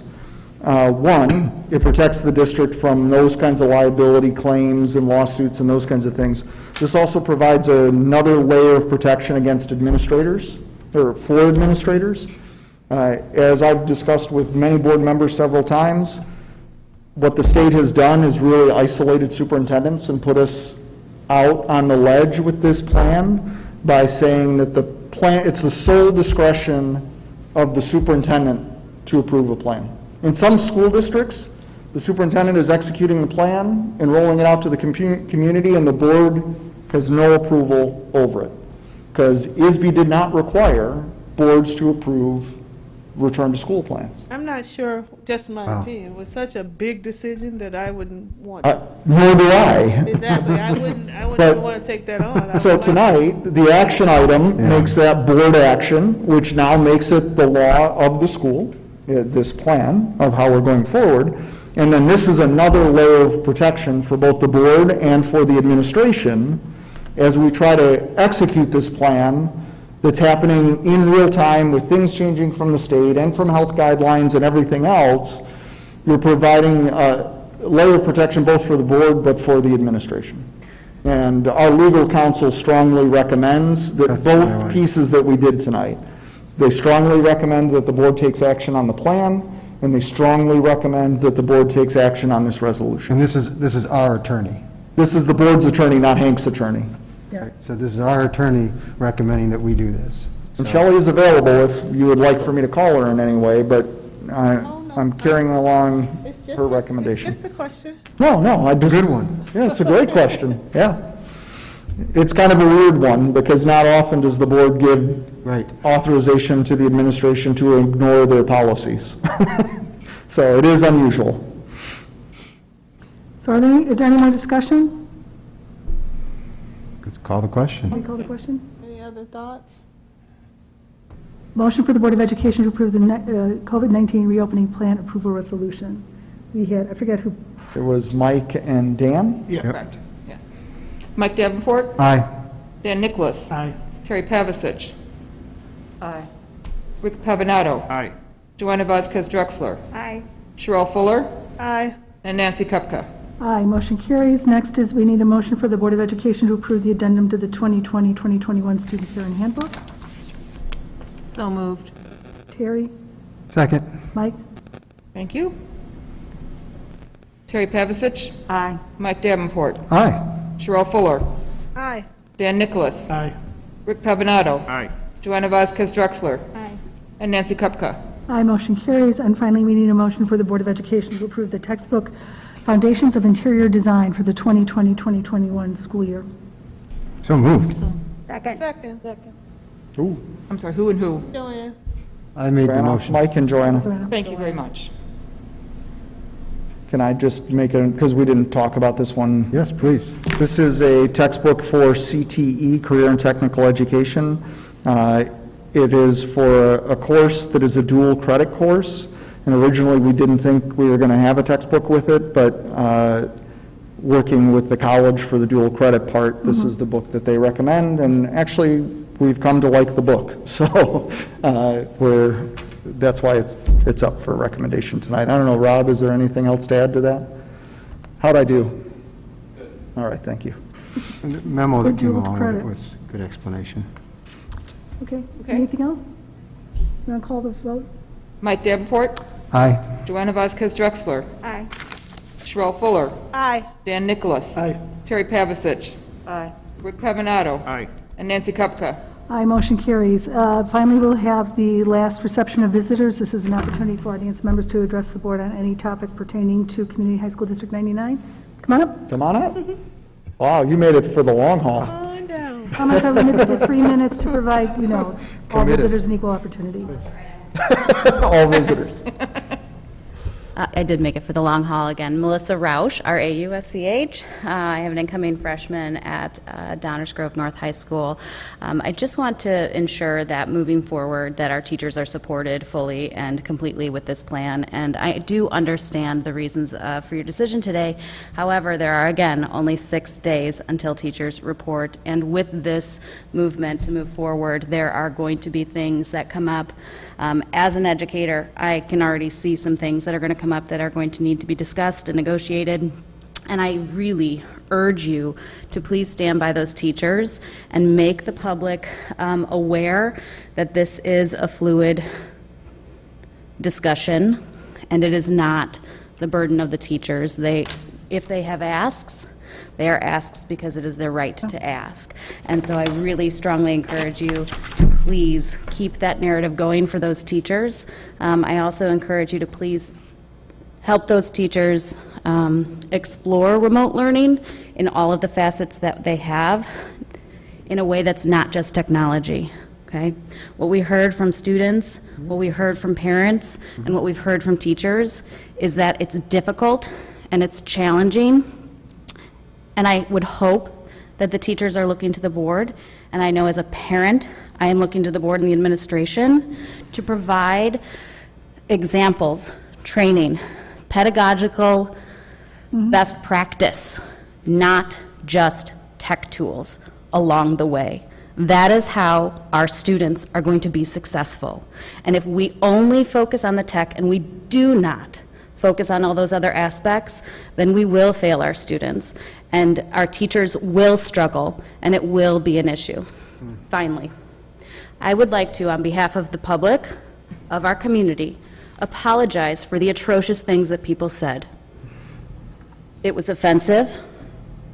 None of you should ever have to hear those things from people when you are up here doing the best that you possibly can and have been put in the position by the state. So please, I am offering my apologies on behalf of the community, and I want to thank you for the work that you have done, and I am putting my trust in you and the administration and the teachers with the future of my student and the students in the district. So thank you.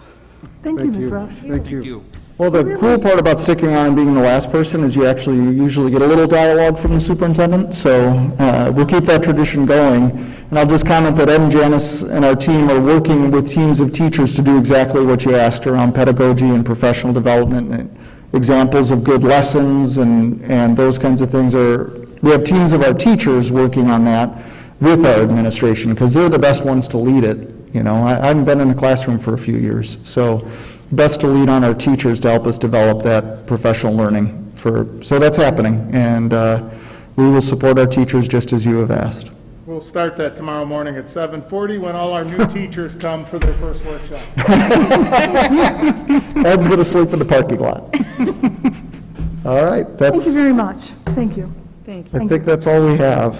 Anything else? Move that we adjourn. We have a motion to adjourn? All those in, we need a second? Second. Mike seconds. All those in favor? Aye. Aye. Opposed? We are adjourned. Thank you all. Thank you, everybody, for your service.